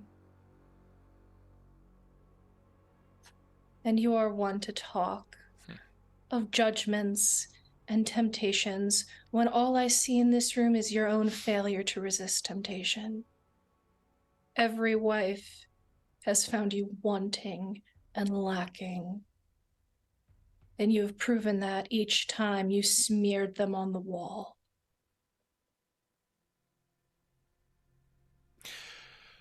Yet I outlived them all. I continued when they did not. Not all of them. No. It's true. You perhaps take a measure of comfort in that, perhaps even pride. Pride that goes before the fall. I doubt you understand that in that moment, in the moment you took my life, you were the architect of your own end.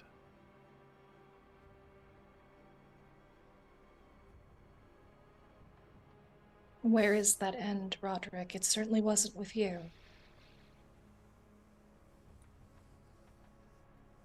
My dear Lillian,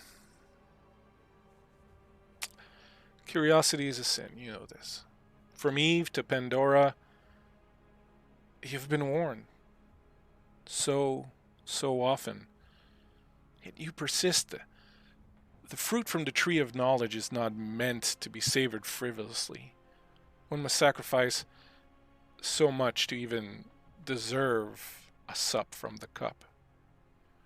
Even Odin, the god of gods, was hung from Yggdrasil for 9 days and 9 nights. He gave his eye to Mimir for knowledge. Those are the types of sacrifices required. You want a key given to you. Knowledge is for the strong, Lillian. You're always very weak. Do you know the things I've had to do to acquire knowledge? The things I had to make deals with? And in the end, unmanned, gelded by you? Must rankle you, doesn't it? To think you were undone by someone so much lesser.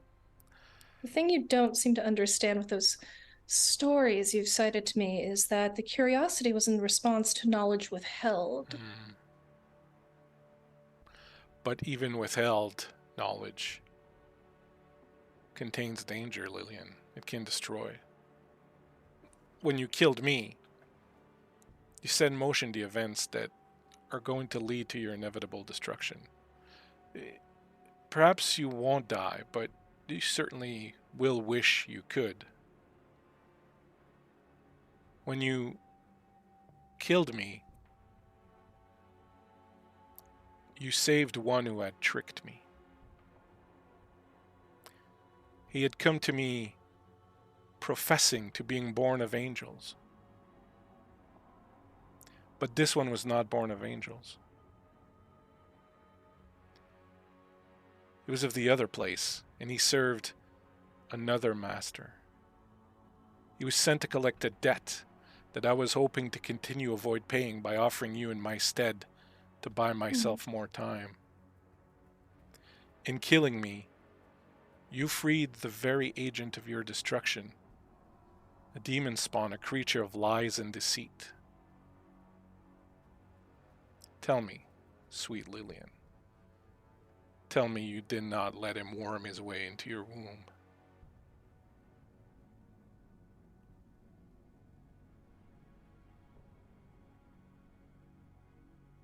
Your right of knowledge of my life ended with your death, Roderick. We are no longer married.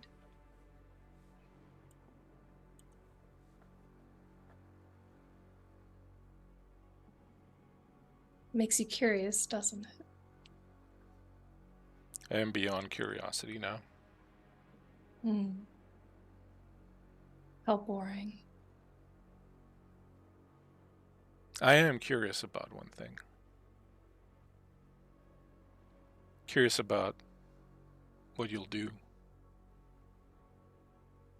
when you see again this one who lied to you, one who lied to me, who lied his way, I take it, to your heart, to your life, to your bed. What will you do when you face him again? Because you will, because he's here. Good. And now you know who he really is. Then I suppose I will do what I've always done, Roderick. Demand knowledge. This is knowledge you may regret acquiring. Maybe. But it's my regret. If that's of some comfort to you, you could always stay here with me.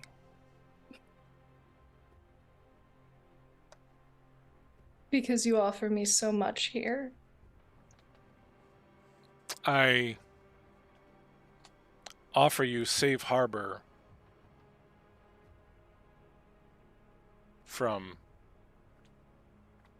the responsibilities of your actions and your decisions. How kind. Does that include a spot on your wall?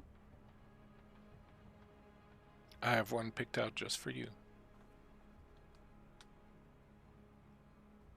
Then I hope you continue to enjoy disappointment.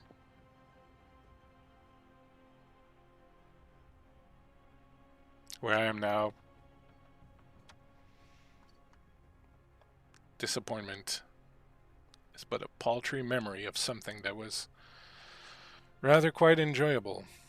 You see, the people I made deals with were very, very happy to find me after you killed me. I can imagine you welched on your deal.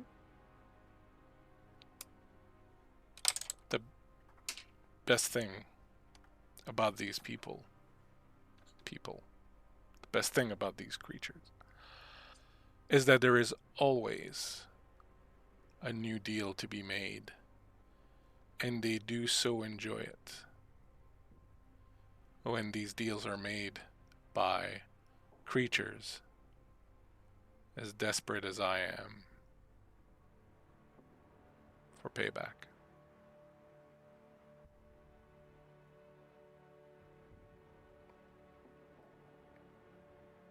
Well then, I suppose, should I actually see you again, I will make sure to ready the key I did before that let me out of this room.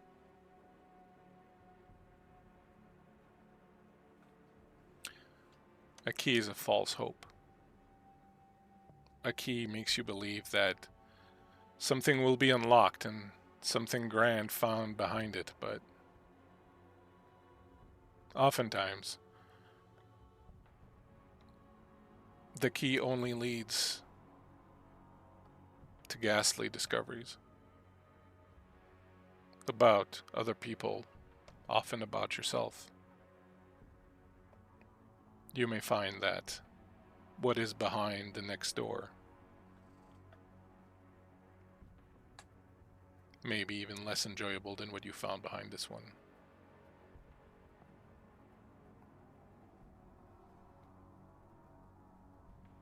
But curiosity must be sated.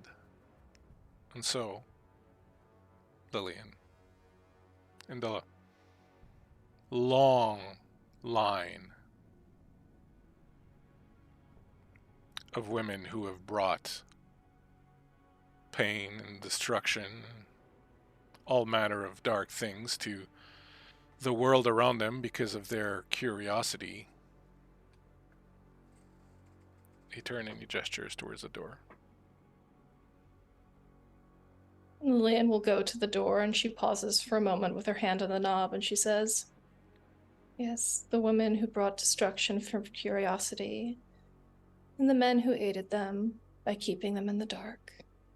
She will turn the knob and walk through.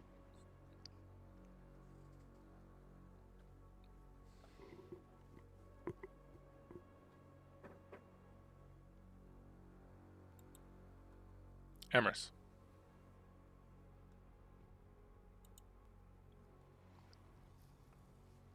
You crack open the door. Beyond is a drawing room. You see a fireplace, warm, wonderful fire cracking away. You hear sweet music playing. You see Lady Rowan Mars sitting in a club chair. Ah, just the fellow I wanted to see. I'm surprised you wanted to speak with the urchin. Oh, you and I both know that you are more than a simple urchin. In fact, you're quite the reason why all of this is happening, in many ways. I have long desired to speak with you, and, well, I finally get to. Would you like to sit?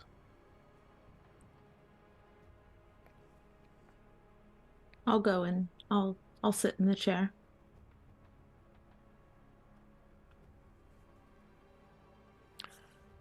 Are you ready to show your true face to the world?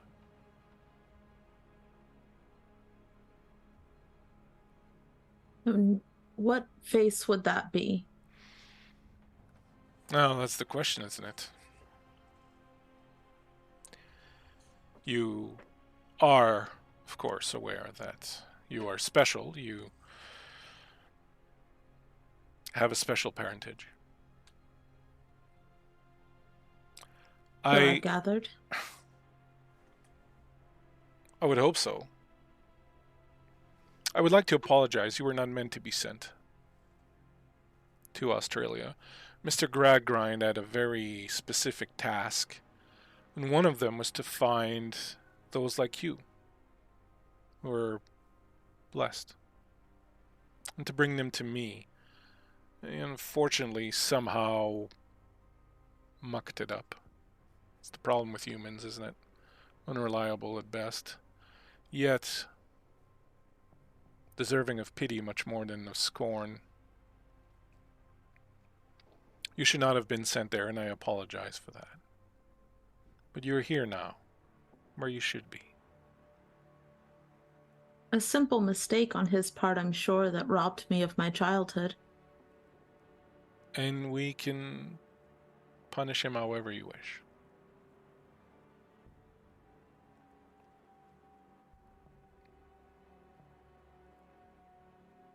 I will think on that. Why am I here?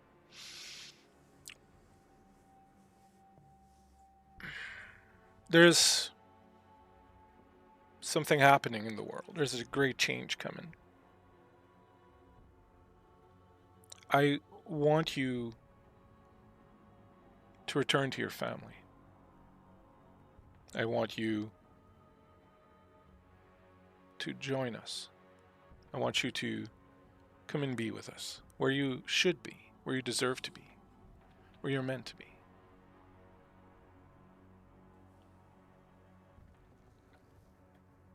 You have the right to show your true face to the world. You have the right not to be afraid of who you are and of what you can do. You have the right to show people who you are. You have that right. Unfortunately, as I'm sure you've experienced before, some people have difficulty handling the revelation. Difficulty is a small word for it, but yes. The human mind is fantastic in many ways, but it is also very small and has difficulty engaging with complex ideas. You always have to reduce it to very simple terms for them to really get a grasp on the situation. But with your people, with your family, you would never have to worry about that. And you could help us. You could help us do what we were meant to do. And what would that be? Save humanity.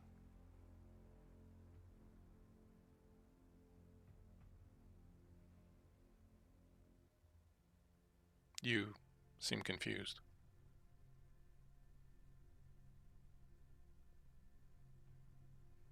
The way that you have presented all of this to me, I'm just concerned I wouldn't agree with your methods.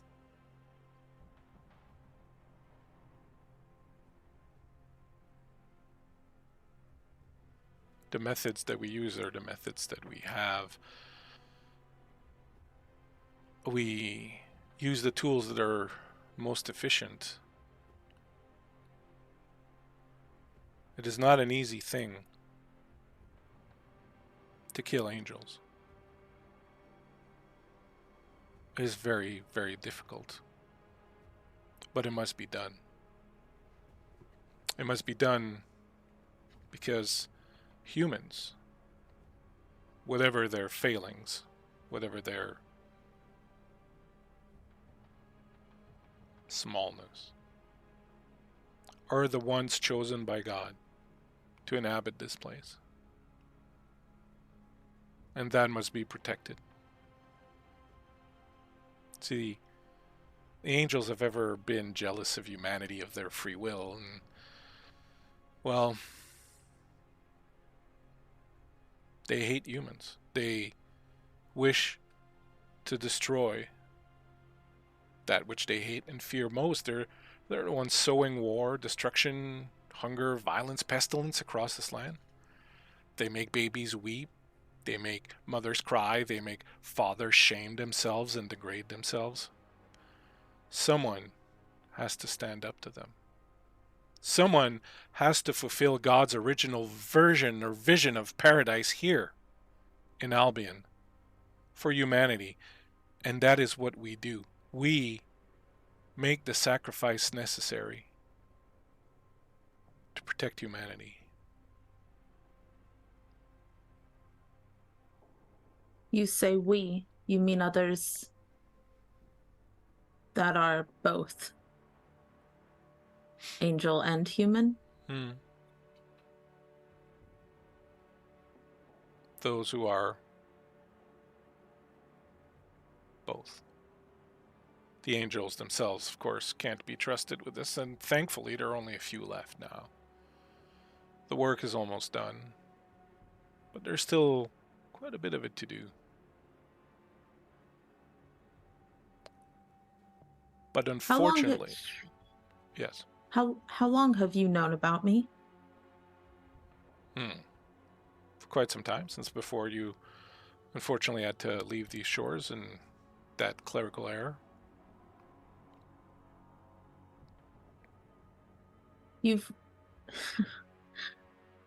You've watched me suffer from the sidelines. Well, I had other for things years. to attend to. And now you come to me asking for my help? I'm giving you an opportunity, Emrys.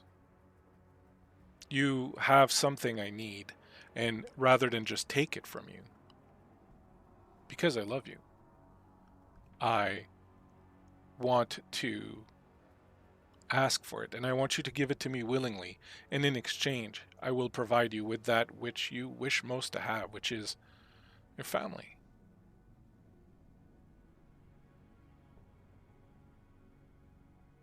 What do you want from me? Speak plainly, woman, or don't speak at all. I want the knife.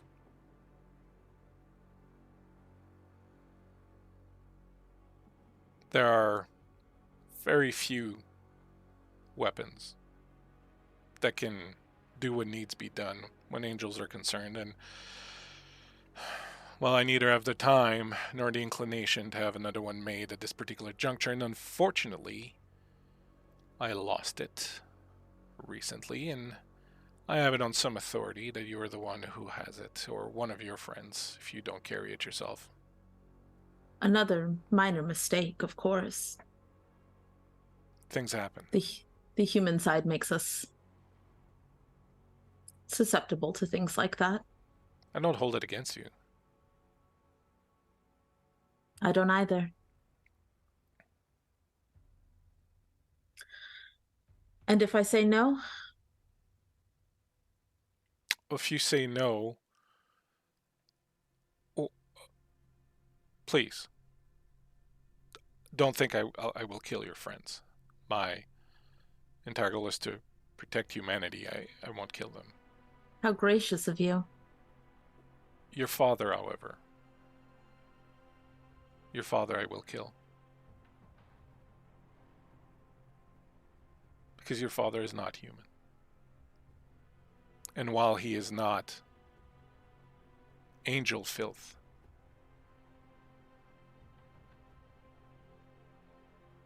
I still have no compunction in killing him. What do you mean by that? Not angel filth. Your father is not an angelic Nephilim.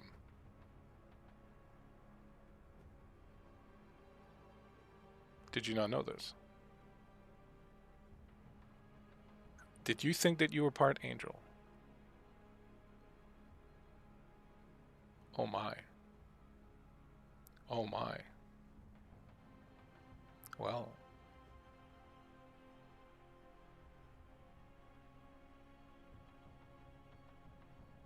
You know so much about me that I clearly don't. What am I then, and what is he? Shall we go ask him?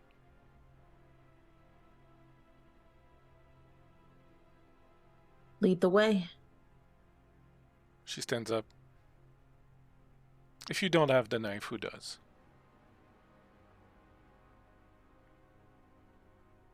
I suppose we'll have to find out. We very well might. Please, come with me. She gets up and walks over to another door in the room and opens it up. The lot of you find yourselves emerging from rooms in a corridor at the same time. You see each other coming out of these rooms, the other three. You are in a long corridor. You see another door at the other end of the room, of the corridor. You hear sounds coming from it, people talking perhaps. But the three of you find yourselves now in the same corridor. Where's Emrys? I haven't seen him. Nor me.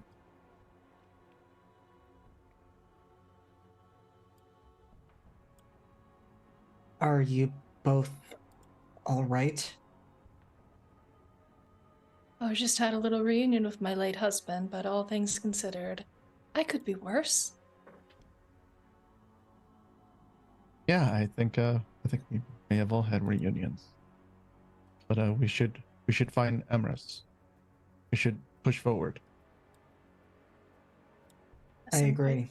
I would quite not sick say of mine these was a games. reunion, but I would say we should keep moving.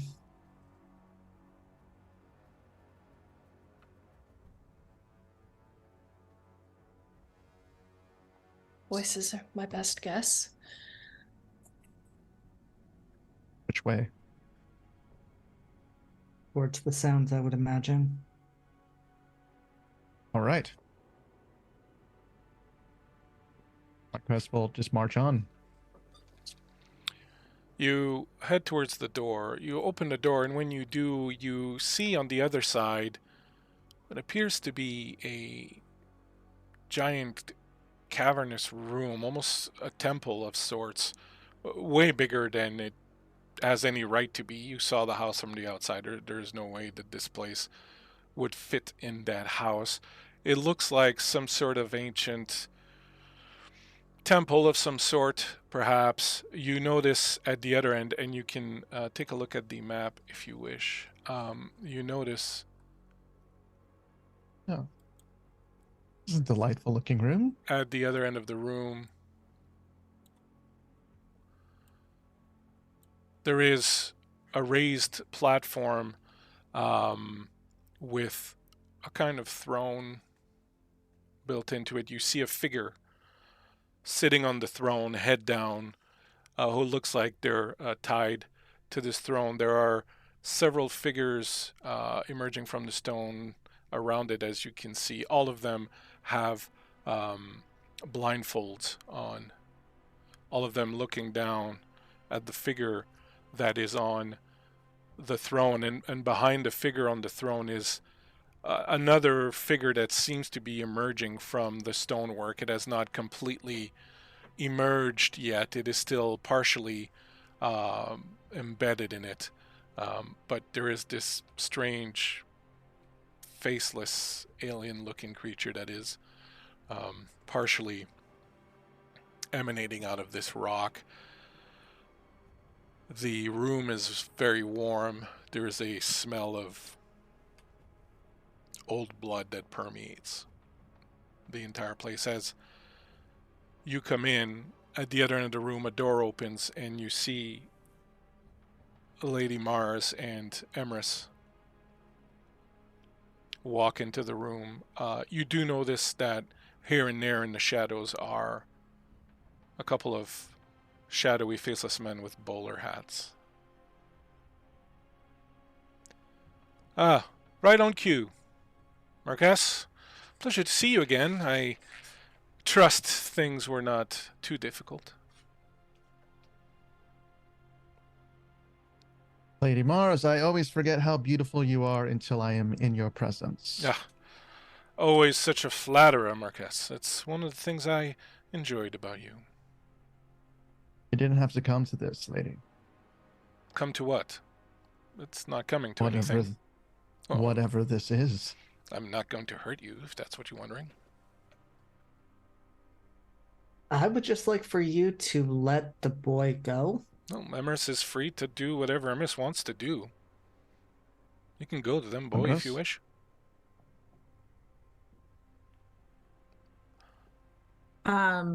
I look over at Lillian. How far are we from the other three?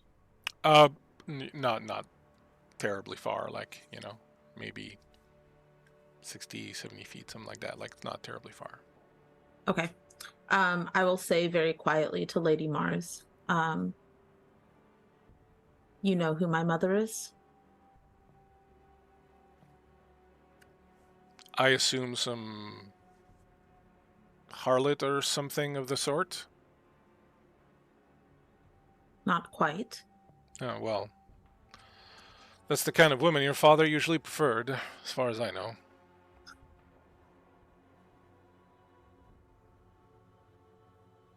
If I help you, Yes. you promise she won't get hurt. And you see, like, 2 plus 2 kind of... I told you, Emrys. I do not seek to harm humans. I seek to protect them from the predation of the angels.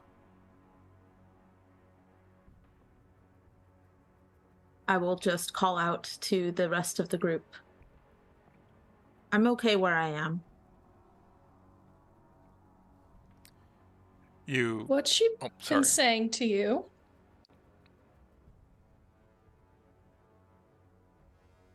Has she hurt you? No, she has enlightened me.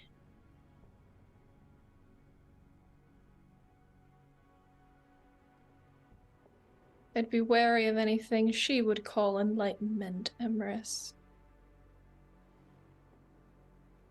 I hear your concern.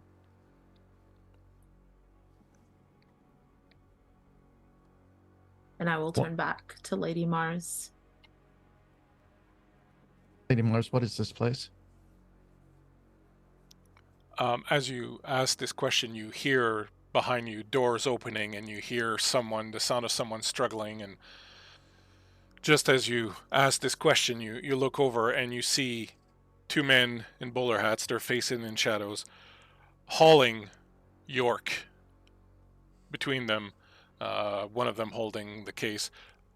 Lady, we found this man skulking about, trying to enter the house. We thought you might wish to see him. And she's like, is that York? And then you hear York say, sorry, sir, I thought you might be in trouble, and I thought I might come and see if I could help in any way. And unfortunately, these rather shadowy-looking gentlemen have intercepted me, and, well, I seem to be in their grasp. York, do not talk anymore. But yes, sir. Emrys says, he's of absolutely no consequence. Leave him be. He was carrying this, and he lifts up the suitcase. Immaterial. Just get rid of it. And they take York and they kind of sit him in one corner, and one of the other guys takes the suitcase and just puts it on the table in the back. You were saying, Marquesse. What is this place? Why have you brought us here? This is my home. This? Well, that's a facet of my home. It's my boudoir. I'm sorry, I never showed you this room before, have I? Did I? I'm sorry. No, That's you on me. haven't. How That's long on have we known each other? I have never seen this room. There are many things I'm about starting me to that look you've at never you been. in a new light. Well, hopefully it's not What too other negative things a have light. you? What other things have you not shown me? Well, nothing that's of terrible consequence right now. I do want to reiterate that I have no intentions of harming you.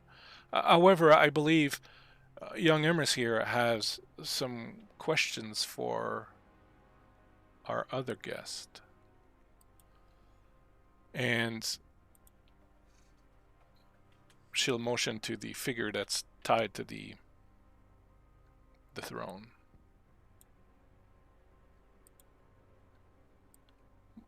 You can go to him if you wish, Emrys. He is your father, after all. I will approach the throne. Can I see who this figure on the throne is? Well, as I would say, as you approach the figure lifts its head, and you can see that it is Percival, who is chained to the throne.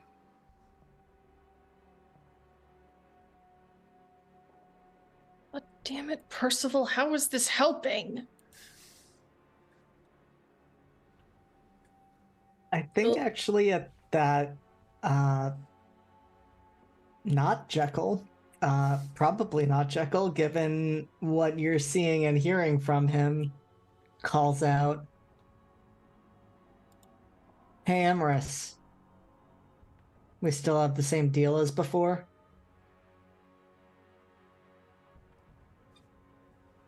I've never gone back on my word. I'm going to enjoy this.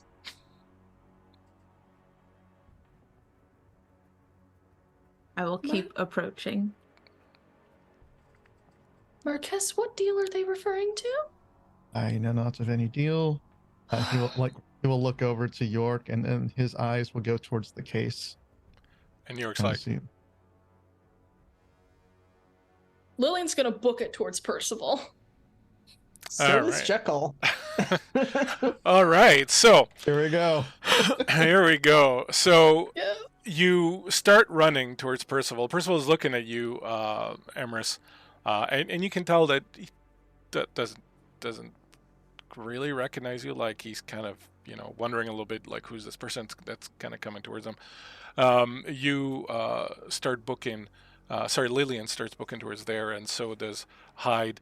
You see York sort of roll over and kind of start heading in, and you can tell that the bowler guys are kind of like reacting to the other guys running up to the front. I would like to know what Emrys and the Marquesse are doing at this particular juncture, seeing the other two both start running. What is Lady? Can I take a glance at Lady Mars? Yeah, she doesn't seem very perturbed. She kind of turns over and sees the other ones running and kind of takes a step back, but kind of watches. She doesn't seem to be too enervated by what's going on. Can I ask the table, because Kian doesn't remember, does the Marquesse have the knife? Yes. Lillian had it and gave it to the Marquesse to investigate the... Yep. Okay, that's what I was thinking. Okay, I am running to Percival. Full speed. I'm trying to get there before Lillian does. And before Hyde does. You're probably faster than me. We have established Lillian is not an athletic character. I don't know if I'm faster than Hyde, but I'm trying. But you're closer. You're definitely closer, though. What's the Marquesse doing? He will look over to the Lady Mars, like, I don't know what is happening. I'm not a part of this. I do not know what's going on. And we'll just kind of like start stepping back towards the back of the room, heading nonchalantly closer to the case. So as you kind of head nonchalantly towards the case, you turn around, you see the two bowler hat guys are coming towards you with some degree of determination. You see behind them York grab the case on the ground and just throw it, and it spins and it slides and it passes right between the two bowler hat guys, and it comes right to you, and you put your foot right on it to stop it. Over up on the dais, Lillian Hyde just goes right past you, like is just this force of nature that goes through. I will say that Emrys gets there just a moment before Hyde, so I will give you, Emrys, a chance to do one thing before Hyde gets there. Before Hyde gets there, I am going to just grab Percival kind of by the biceps and lean in and just say, "You helped name me Eleanor. What are you?" I don't understand what. Just answer the question. What are you? What am I? And like you can kind of see things. The chaos is kind of like sort of getting over him. He's been worked over. He's kind of beat up. He says, what are you? Are you saying you're Eleanor? I used to be. And then like realization dawns, and now he kind of like recognizes you, and he says, "Then you're my child. Uh, I'm Nephilim. I don't know. We don't really have a term for. I am not born of angels, if that is your question." And as he says that, Hyde, you arrive on the scene. You see that Emrys and this Percival character that is on the chair are kind of having a moment. What do you do? I think Hyde just climbs his way like on top of the throne and then twists his body down so that he can hook an arm, getting Percival in a sleeper hold, but like not cutting off the air supply enough that he can't speak. So he is like definitely leaning in to this, but he is not actively trying to murder him in this exact moment, but the threat is there. Lillian, you're about halfway there, and you see this, like, you see him climbing up and grabbing, and What in the hell are you doing? Having fun, aren't we all? No. And I need to speak with him. I'm not stopping you. Meanwhile, back in the back of the room, seeing the case spin between them, the two bowler guys kind of turn around and look at York and start walking towards York. Okay. Marquis. As the as the case comes to the Marquesse's boot, he will look down and with his right leg will flip it open and kind of toss the contents up as he's like putting on his armor, and as he's kind of like just really kind of jumping into it, because since he deals a lot with springs, but the case itself has a springing mechanism to kind of sprout it out. So as he kind of comes into it, at first, since he thought that the men were coming towards him, that he'd have his hands up to kind of put it on, but as he keeps his hands up, he would just kind of hear this low like growl, just, and then as he puts his arms down, there's this very elaborate mask of a devil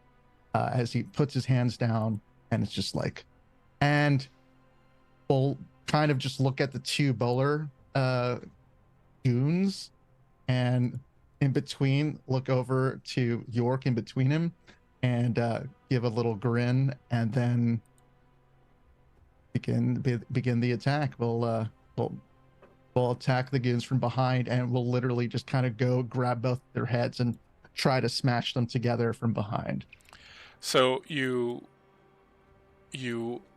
jump up into the air, seeing the shadows spread over them. The two goons were about to lay into York, stop and turn around and see this image that is on the screen right now, flying up and sort of coming at them. And one of them goes, "What in the actual fuck?" And then you crash like right into them, elbowing one, hitting the other one with your knee. They kind of go scattering away a little bit. York looks up at you and goes, "Thank you very much, very much appreciated." It's like, work on the escape plan, York. Get to the plan. Very well. They're coming back, sir, and I think there's a couple more at the other end of the hall. Just thank you for that. Stay out of the trouble. I'll do my best, sir. He turns around, you turn around, you see the two guys that you kind of, muscled away are getting up. Both of them pull out blackjacks, and behind them, coming down towards where the Hyde and the others are on the thing, there are two more of these guys that are coming out. Lady Mars has just kind of started walking down along the wall, just sort of observing everything. Okay.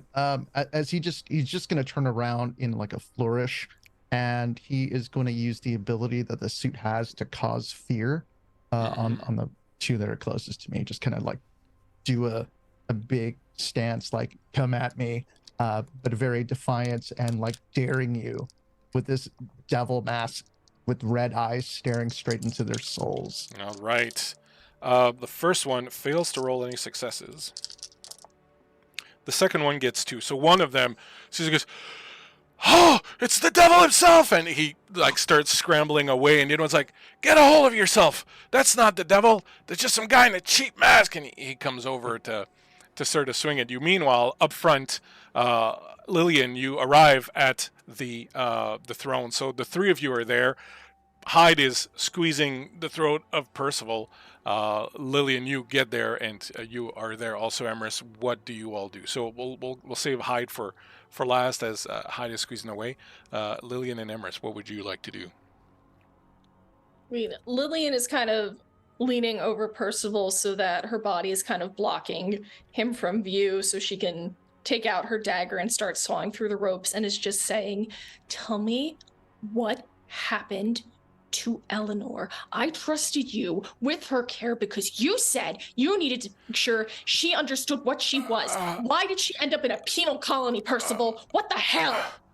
And Percival is looking at you, Emrys, and you can tell that he's like not sure what he should say. He's like, I know I failed, but I'm gonna grab Lillian's hand that is sawing at the ropes and just look at her, get in her line of sight, and say, "Mother, now is not the time." And I will look up to Hyde and say, "You wanted to know what I am? You have to let him speak."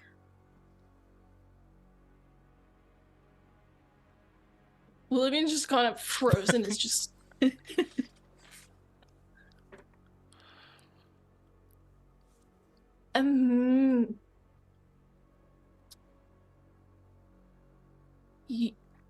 This is...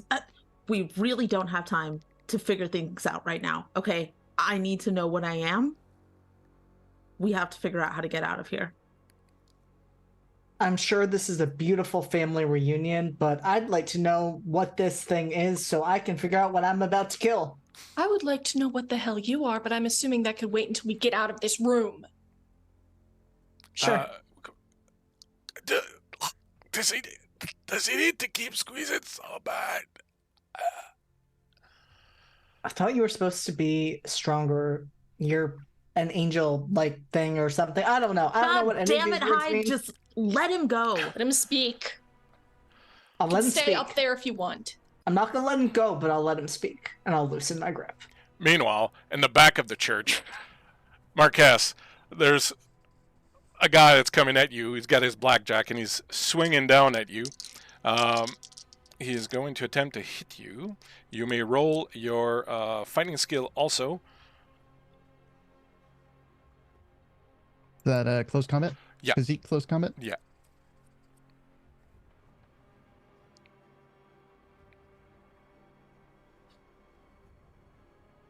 No successes. Well, this is my first one for the game. No successes. Do you wish to reroll? You have some I do. some advantages kicking I around. would like to use it.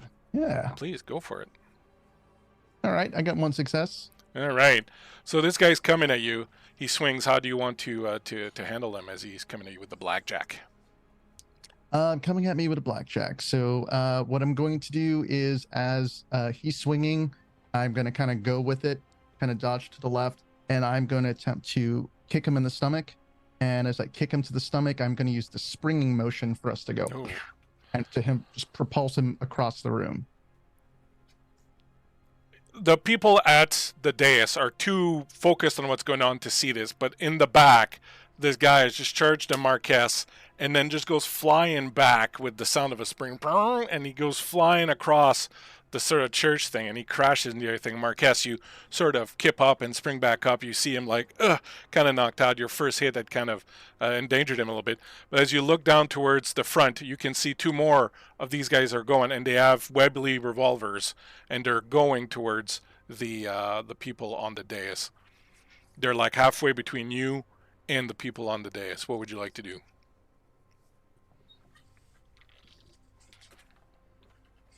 At this point, I need to get their attention. So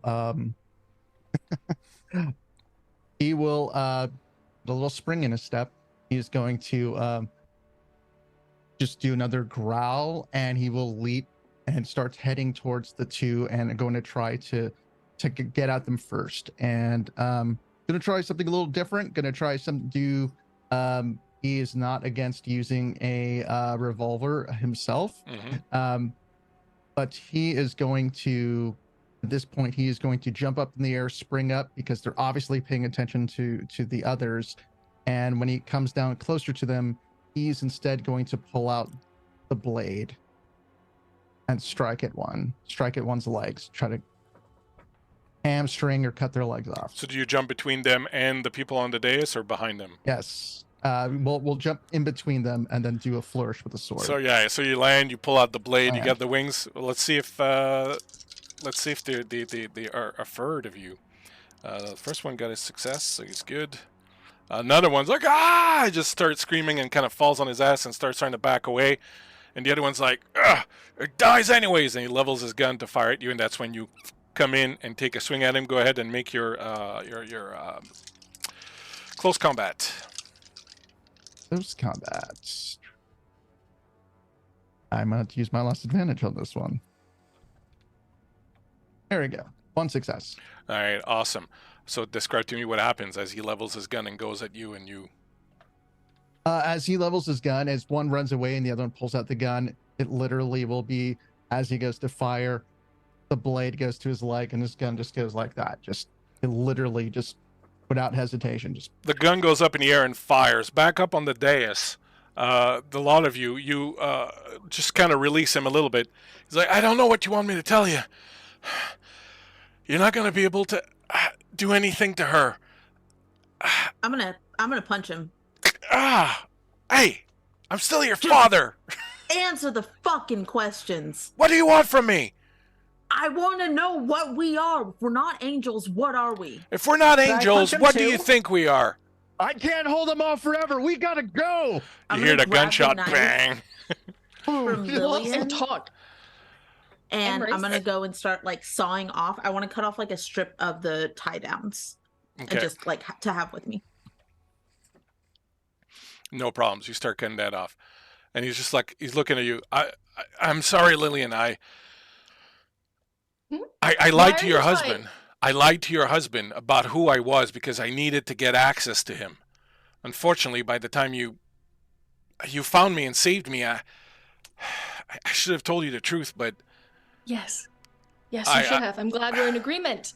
I'm sad that he was not lying to me just now. Why did you need to get close to my husband? Why are you tied on a throne? Do you need to be sacrificed? Is that why she has you here? Are you a sacrifice to this dark no, angel? I'm nothing to her. She needs to kill the other angels. I am nothing to her. She just brought me here to, I guess, have some barter material Bargaining with power. Yep. you. Mhm. I'm literally nothing. I mean, some of the people that follow her are like me, and some are angelic Nephilim, but she's not dying. She's not dying. She's not lying about what she's trying to do. She's really trying to save the human race. This all sounds very boring. Can we get to the killing? Well, Feel free to help the Marquesse. Oh no, I was promised him. Emrys? Goddamn hide. Why? I am going to look at Lillian and just say, it is a day of disappointing both of my parents. In all of your studies, was there anything about how to kill a devil? Referring to Lady Rowan, I hope. why do you want to kill me? I'm just going to put my hand in his face and just like turn his head away. I'm still your father. Hyde will just cover his mouth. Thank you, Hyde. We're not killing Percival. No, Maybe. we're not going to kill Percival. And I'm going to look at Hyde. We're not going to kill Percival. Right now? right now. Okay. In my research, yeah, let me... I just want to say, Marquesse, you have dispatched this last guy. The other one is kind of running away from you. You can see that York is working really hard to try to find a door. He looks, he goes, there doesn't seem to be any door, sir, any escape. Even the door I came in doesn't seem to be a door anymore, but I'm pretty sure I hear more people coming. You should warn your friends. We need to find a way out. I can't find anything. I'm looking, sir. We don't have time for this. We have to go. Turn around. Come on. Where's the lady? Is the lady anywhere to be found? Yeah, she's literally like this, like watching all of this happen, like from the sidelines. All right. Well, then I will, after I warn my friends, then I will slowly start walking, knowing that people are coming, knowing that impending doom awaits. We'll slowly start walking towards the lady, sword in hand, devil mask on. Well, pity you never pulled out that attire when we were together. Sure, you probably would have saw yourself in it. What do you mean? I don't know. Maybe if you're good, I'll let you wear it. Or I could just show you my real face. I've been waiting. Your mind wouldn't be able to handle it. I've shown you mine. You show me yours. People have a tendency to react very badly when they see us or hear a real voice. What exactly are you? She gives you a little smile. Back at the dais. I got 2 successes on my roll to figure out if I had read anything about killing demons. There's tons of different ways. Some people say that you need a blessed weapon. Some people say you need holy water. Some people say you need to exorcise them with, a spell, things of that nature. There's no one tried and true way. Okay. Exorcism, blessed weapon, holy water. There's a bunch of different methods. What the hell are you trying to do? Why? Look, if you're not going to kill... question. Yeah, but if you're not going to try to kill me, why are we talking about killing demons? Is Lady Rowan not a demon? What is she? Do you know? Rowan's an angel. Her name is Cethariel. Or his name is Cethariel. Whatever. I don't know. It gets kind of confusing. I spin around. Oh, I tell Hyde, she's going to try to kill him before you do. And then I'm going to spin around and I'm going to run for the Marquesse because the Marquesse has the blade. As she runs away, Percival looks at you and goes, She's an angel, Cethariel. She was one of the 20 that was charged with a long time ago by God to watch over the Nephilim on this world, but she's kind of lost it, become convinced that the other angels are trying to enslave humanity and has been trying to prevent them from doing it. But the other one at Charing Cross, Ariel, her and her people and the other Nephilims there, they're trying to help people. She's been killing the other angels. That's why I was after her. I've been onto them, whoever they are, ever since they were Jack the Ripper, and trying to find out what they were doing, trying to see if I could stop them, and they just... I loved his work. You are concerning. Why was... She's just pulling Percival off the die to get him away from the throne. Can we not let him go? Can we? What's his problem? What's his problem? I was promised that I could kill you. Oh, and I did that really? personally. Yeah, your son. Your son told me I could kill you. What? Listen, we made a deal. Not now. Not now. Why? Why did she kill those prostitutes? Practice. Were they Nephilim? No, she was practicing. Oh, that makes it worse. Somehow, that makes it worse. Yeah, she's a fucking half-mad angel. What do you want from them? They're nuts. Next time when I ask you questions, don't run away down an alley, Percival.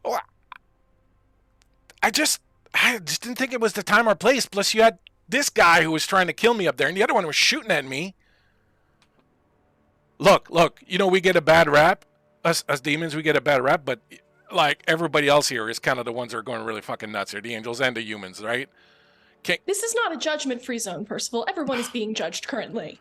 All right, fine. Can we go be judged somewhere else? I would love that. I'll tell you everything you need to know. Whoever you are right now. Can we walk? Can we go faster than walking? There's some people over there who you could probably kill and no one would mind. Hyde will move around at least enough that Percival can walk, but he can keep a hand on him and say, we'll see if they're interesting enough. Right now, the Marquesse seems to be, that's interesting. I'd like to talk to him more about that.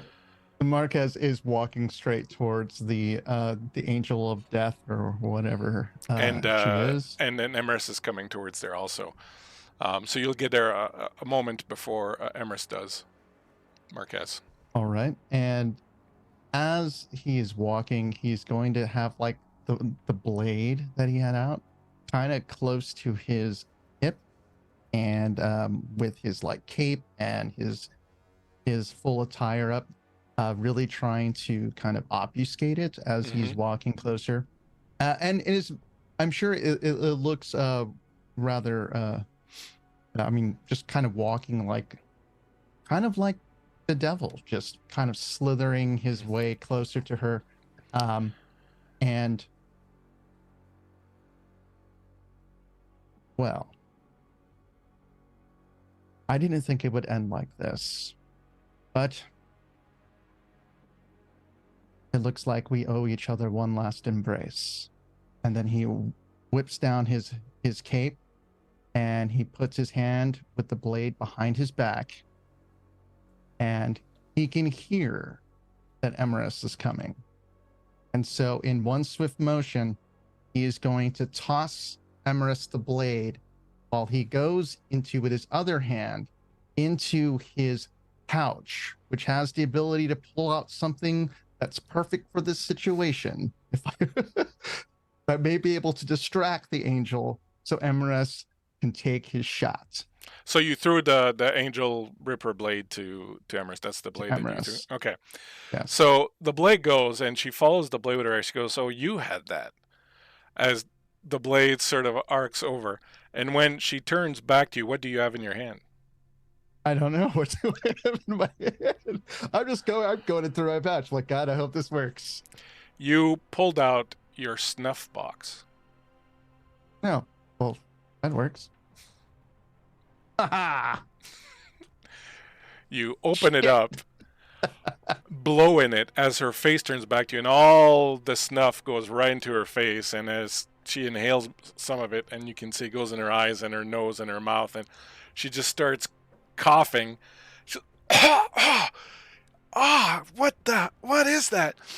As she's kind of coughing. Emrys, you see the blade coming towards you. What would you like to do?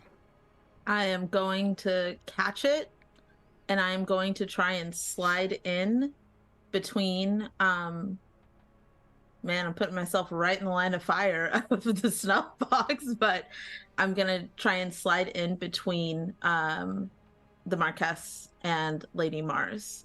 And I would like to, as I'm coming in, put my hand over her eyes and catching the blade with the other hand.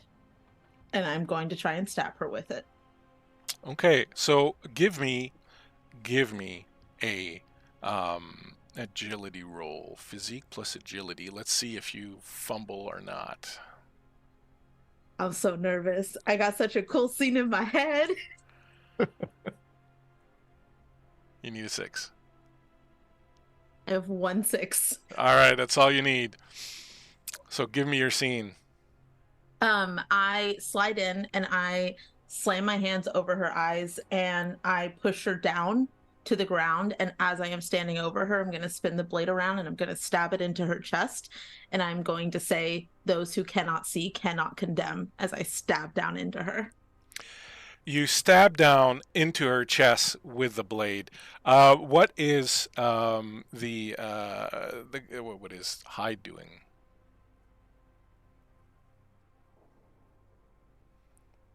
You see this. You see that she's just driving that blade into Lady Mars's chest. I think we've lost. Yeah. Oh, okay. Hyde Are you is. still Yeah, I there? was pausing for a moment. I thought Hyde- you had frozen. We Nope, lost. that was buffer. Focus.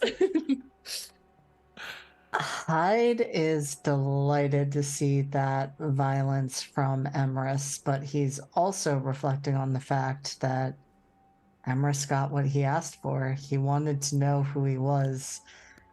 That was the extent of what Emrys asked for in terms of Percival, and so I think Hyde is going to go to snap Percival's neck.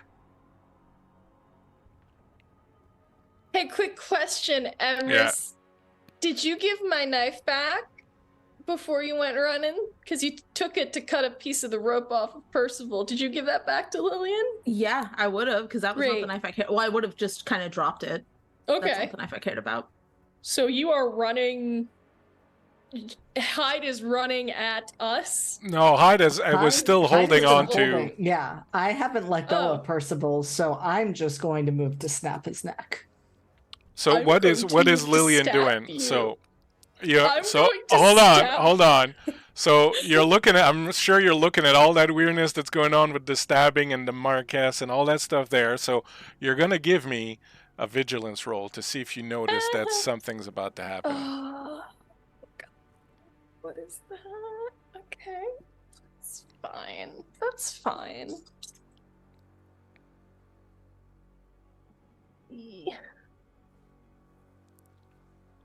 I want to push that because that gave me nothing. Cool. That gave me one success. With that one success, I will let you say one thing.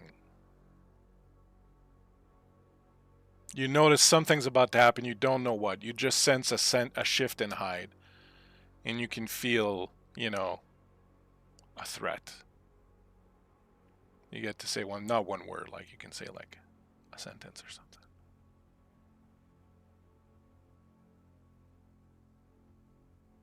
Don't I still have questions? As you tighten your hand around the neck, you hear Hyde. You hear just one thing inside of you. A very calm, logical voice that says, "Now is when you stop. Now is when we stop." What do you do, JD?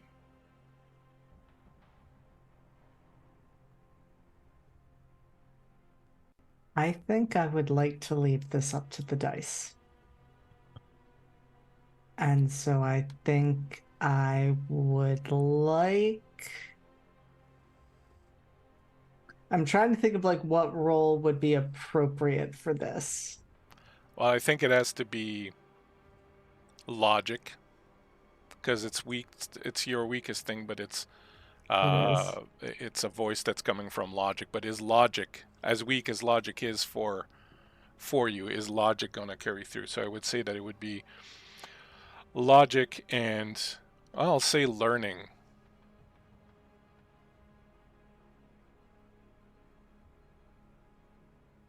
Two dice, double sixes. Hyde is like actively in the process of snapping Percival's neck. Like, Lillian's plea means nothing because he didn't make the deal with her. He made the deal with her son. And Emrys has gotten what he needs. And really, Jekyll's plea on the surface does nothing because he doesn't care about that either. But there's that remembrance of that moment before they stepped through the door where they talked about working together. And if there was another option that wasn't outright war between them. and Hyde is willing to let this go. You sense the momentary shift, Lillian. You can tell that it was just about to happen. You saw Percival's eyes go wide as he felt a twig in his neck. Then Hyde releases. She's just grabbing Percival and yanking him physically away from Hyde. It's just... Thank you. I didn't do it for you.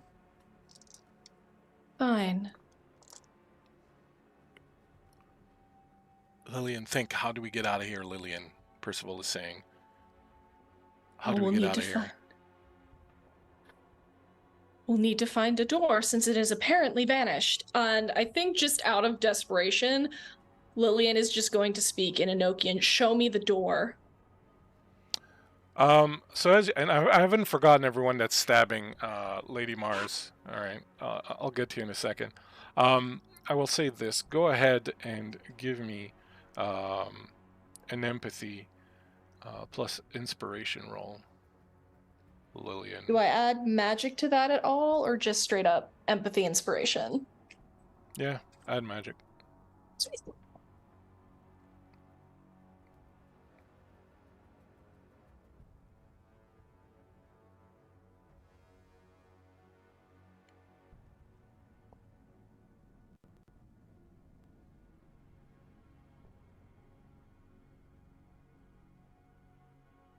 That is 2.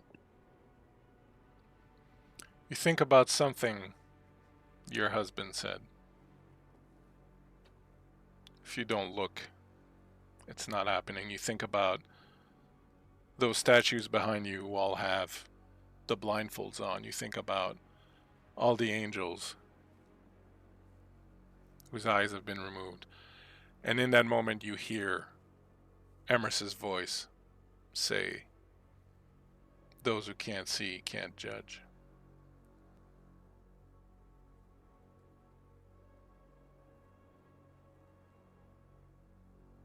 Know where the door is. Just move towards the whole array of the blindfolded figures. Meanwhile, Try to... yes, go ahead, sorry. No, I was just saying, trying to find the release for the door. Meanwhile, back at the murder scene, you plunged a blade into her chest. At first, nothing seems to happen, and she looks at you, and she goes, "I forgive you, but I may not forget." I would like both Kian and Adrian to give me a logic plus vigilance roll, and Kian, in your case, you can add your magic dice to that.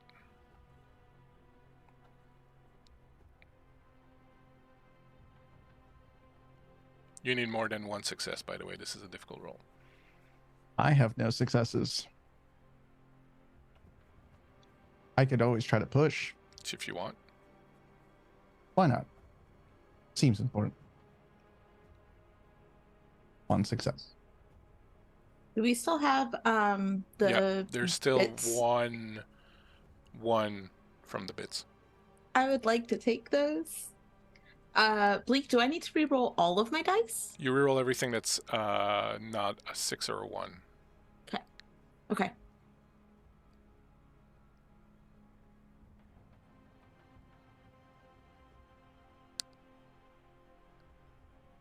Three successes. Okay. As her body dies, her true face is revealed. Henry, you will never be able to speak of what you saw. Your mind has rebelled to such a degree that in your mind the next few minutes will never have existed. There is nothing you can ever do to try and remember what you saw or what you heard in this moment. For you, it's just a brief flash of light. Emrys, you see before you the full, mind-bending, frightening horror of an angel's true face. I will not describe it because it can't be described. You would not even be able to tell someone what it looked like. But even though your mind is that of a Nephilim, that of a half demon, and as such you are protected from feeling the true horror at this sight, the level of dementia-inducing power that emanates from the face that is in front of you now makes you physically reel and look away. You will not be able to describe this face, but it will haunt you for a very long time. And for a brief moment, you think whatever power is out there, that you are not one of them. Because that horror is beyond comprehension.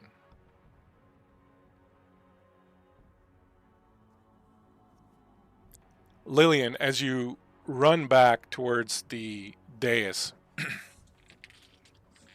you kind of catch yourself. You did roll enough successes. You realize that it's not something that Emrys said earlier. This place does not exist. This place is not real. There is no door. There is no way to get out of it by a physical door. It has to cease to exist. And you understand that you have to cease to look at it and see it and behold it for it to stop existing. And that's what everyone has to do. She kind of skids to a stop and realizes this, and then kind of grabs Percival's arm and just says, "Follow me, we need to go to the others," and just kind of books it towards the group. And I guess if Hyde is still there, it's just like, "You too, I guess." Gets there, and it's just like, we leave by, it's like what Emrys said, close your eyes, this place does not exist. We cannot perceive it. So when you get there, before you even get into all that, the fucking Marquesse is fucking gone. He is babbling. He is like, the lights are on, but fucking no one's home. He's just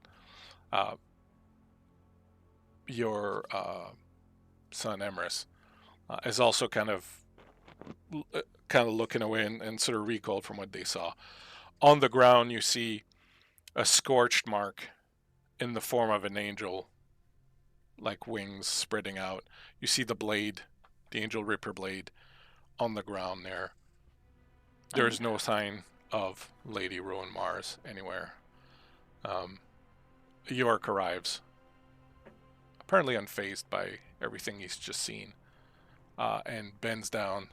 I'll take care of the Marquesse. Come here, Marquesse. It's all right. It's all right, sir. It'll be okay. It'll be over in a moment. Hyde, what are you doing?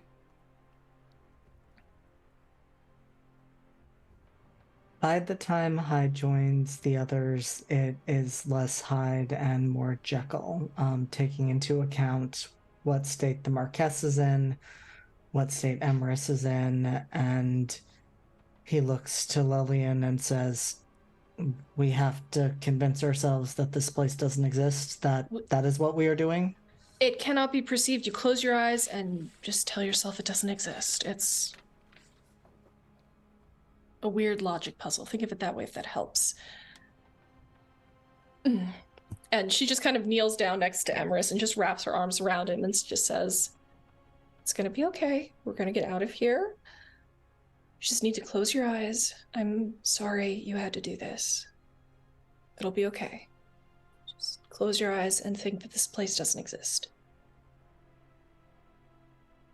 For the first time in years, Emrys thinks to the last time that Lillian was able to hold him. And it feels like coming home. And he leans into her embrace and nods and closes his eyes. And it is less him saying this place does not exist, and it is more him saying, my mother will keep me safe. Oh. Dr. Jekyll.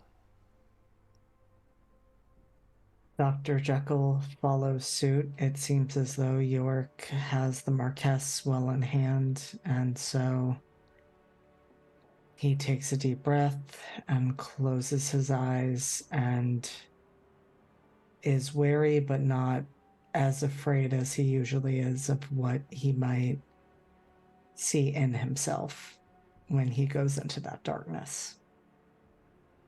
I think as Lillian is clutching Emrys to her, she just says, "Doctor, grab the sword. We can't let anyone else get that." And he opens his eyes and picks up the sword.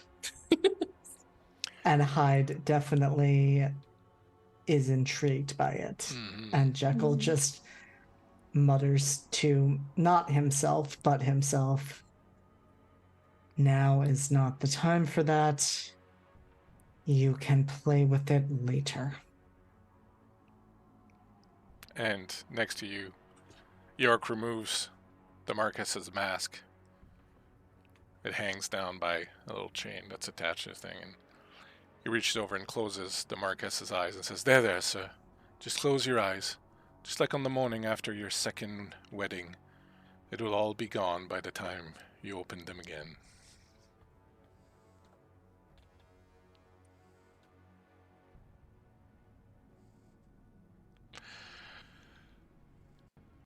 You feel rain falling down on your face. It was very cold. There's a bit of a chill wind. The rain sort of snaps you back to your senses, Marquesse. You open your eyes, and York is holding you, and you're staring up at the sky, and there's this old ruins of a cathedral or a church or something. The roof is completely gone. There are barely any walls left, and everything around you is bits of stone and wood, and you're lying there and you're seeing the night sky, and the rain is just falling down on you, and you look around, and all the others are opening their eyes as the rain is sort of coming down on you, but starting to abate a little bit. He will, like, as he's like lying in York's arms, will just kind of like lift his head very heavily. Am I still crazy? Am I like, No, you're okay? You just have no clue what happened between Emrys stabbing and right now. Gotcha. He will look down and look down to his chest where he sees his mask, and he will notice from the lights and the mask has been charred so much that it's practically destroyed, and he will look to see that the mask itself was always a like physical manifestation of his own personal demons, and the words of Sherlock will come into his head that the mask was the net. It was his safety, and he doesn't need it anymore. So he'll just break off the chain, and then he will see the rubble, and he will just toss it. Struggle to get up. Oh, York, give me a hand. Right away, sir. God, I hurt. Right you are. Oh. What are the rest of you doing as you open your eyes and find yourselves in the same area, the same abandoned, destroyed, ruined church? Lillian is still kneeling on the ground and just still holding Emrys and just smoothing his hair down and just murmuring, "We're okay now, we're okay, we're not there anymore, it's okay." Percival is looking at you and not daring to come over or do anything, but he just sits there and he just watches the two of you. And he's keeping an eye on Hyde, Jekyll.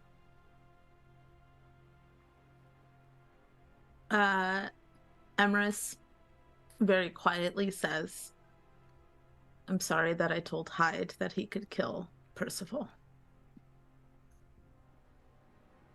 Yes, that is a concern, but thank you for saying that. I still have a lot of questions for your father.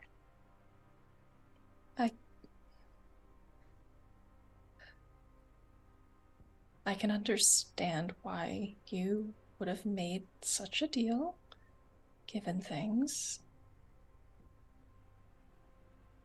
Emrys doesn't say anything else, is holding very, very still.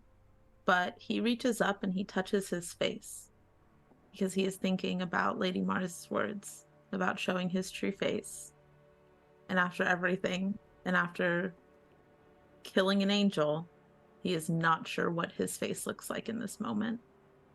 And he does not lift his head. He does not want to risk anybody seeing it in case it shows something else.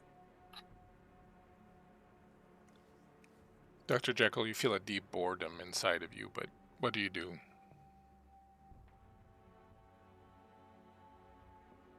Hyde has already hidden the sword underneath layers of clothes so that nobody can see that he has it. But Jekyll is watching this and recognizing that in this moment, well, he and Hyde have made some, we'll say, personal connections. He feels this sense of aloneness, though he is never alone, because the Marquesse has York, Lillian and Emrys have each other, and he is standing there watching this tableau in front of him. And I think because of that, in a lot of ways, he leans into that boredom. He lets Hyde take the reins a bit, and it is certainly Hyde who says, well, apocalypse averted for today, so I'm sure I'll see the rest of you around at some point, and I'm sure I'll see you. And he looks at Percival. Again, very soon. But until then, it's been a pleasure. The name's Edward Hyde. I'll catch you around. And he just turns and runs off. York says to you, strange fellow. Man is not well. Shall I get the cab, sir? Yes, I do think it's about time we head home. Very well. I'll return. Marquez will turn and look at both of you. Nothing happier than a reunion. I trust that our paths will meet again. If ever you two need any help, just reach out to York. He can get a hold of me. Likewise, Marquesse. He'll try to find his top hat as the carriage rolls up. And he doesn't even wait to go in. He like springs on and holds onto the side as York just... Yeah, York just kind of barely slows down. And Yeah. Yeah, and then he'll take his top hat and into the London fog, he will just tip his hat to you all. And now the two of you are left alone in this ruined, destroyed church. The rain is stopping at least, so there's that.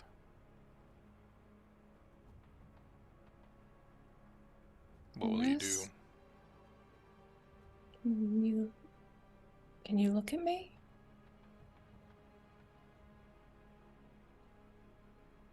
I pull myself fully out of Lillian's hold before lifting my head to look at her. Bleak, do I look like myself? No, you tell me.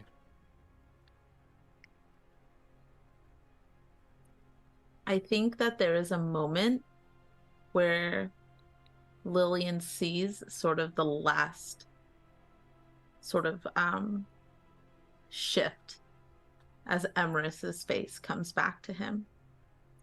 And it's hard to tell exactly what it was. It might have been just different colored eyes. It might have been more eyes. It's hard to see exactly what she just missed. But there is this sort of deep, bone deep calling that Emrys is making, that for this moment, at the very least, I want to look like myself while I look at my mother. And so in that last moment, it does come together, but Emrys keeps his distance. And the Lillian last, just kind of, please. sorry, she just kind of studies him a moment and just looks for any traces left of that shift on his face and just says, I have an extra room in my house, and I'm sure you must be exhausted and starving after all of this, and I would really love to catch up with you, Emrys. I would love that too. Can I bring my dog? Of course. Arf! As he comes running around. I had an idea for a dog, but we never got around to it. The last image that we'll get then is this destroyed ruined church in one corner, in deep shadows, as he's kind of close to one of the walls that's left standing is Percival. And then a little bit further away in the full light of the moon is Lillian holding Emrys. And where she is holding Emrys, there is a shadow that cuts down just in between. And part of Emrys is in the shadow and part is in the light. And the dog comes running up and sort of circles around you a little bit. And then we go to black. And that, my friends, is a strange death in paradise. It is late. I am sorry. I'm not. That was awesome. No Oh my worries. god. Is everyone okay? Everybody good? Yes, that was beautiful. Yeah. Story. The best part was the Marquesse's departure. Oh my god, that was Yes. perfect. Just the perfect exit. Excellent stuff. Thank you so much, my friends. We will not dilly-dally as it is late. I always kind of feel weird doing the whole, hey, you know, this is who we are and all that. I will give you the option. Do you want to tell your people who, what, where, or do you want to simply wave goodbye and go off into the fog? I will let you decide. What do you feel like? I vote fog. I vote fog. Mysterious. Fog it Yeah. is. Fog it is. All right. So please just tell us who you are and who you've played, and we will call that a night for tonight. We will begin again with JD. No, not again, because we didn't begin with JD tonight. But we will begin right now with JD. That works. Hi, I am JD. I play Jekyll and Hyde, and you can find me on social media at JD not Jason Dean. Henry. Hi, my name is Adrian. I played Henry de Beresford, the third Marquesse of Waterford, otherwise known as Spring-Heeled Jack. And you can find me on the internet at using the tagline Sly Sparrow. And it has been a pleasure doing the story with you. Stephanie. I'm Stephanie. I've been Lillian, the last bride of Bluebeard tonight. You can find me under the handle Lavenza over at Live from the Apocalypse and under S. Brown Writes on Blue Sky and Twitter. And Kian. Hello, hello. I am Kian. I have been Emrys, the half demon, half human. This has been an absolute delight. You can find me on Twitter at uptight_chiffon. Thank you so much, Bleak, for this wonderful tale. This was so much fun. Thank you all. We'll talk some more. It's been absolutely wonderful. I'm Bleakseason, and this is my channel, and this is where we do this kind of stuff here. So thank you for hanging out with us. Appreciate it. We're going to raid friends of mine, Wanderer's Haven. Thank you for sticking with us through this. Thank you to my cast. And we will see everybody soon enough. Thanks.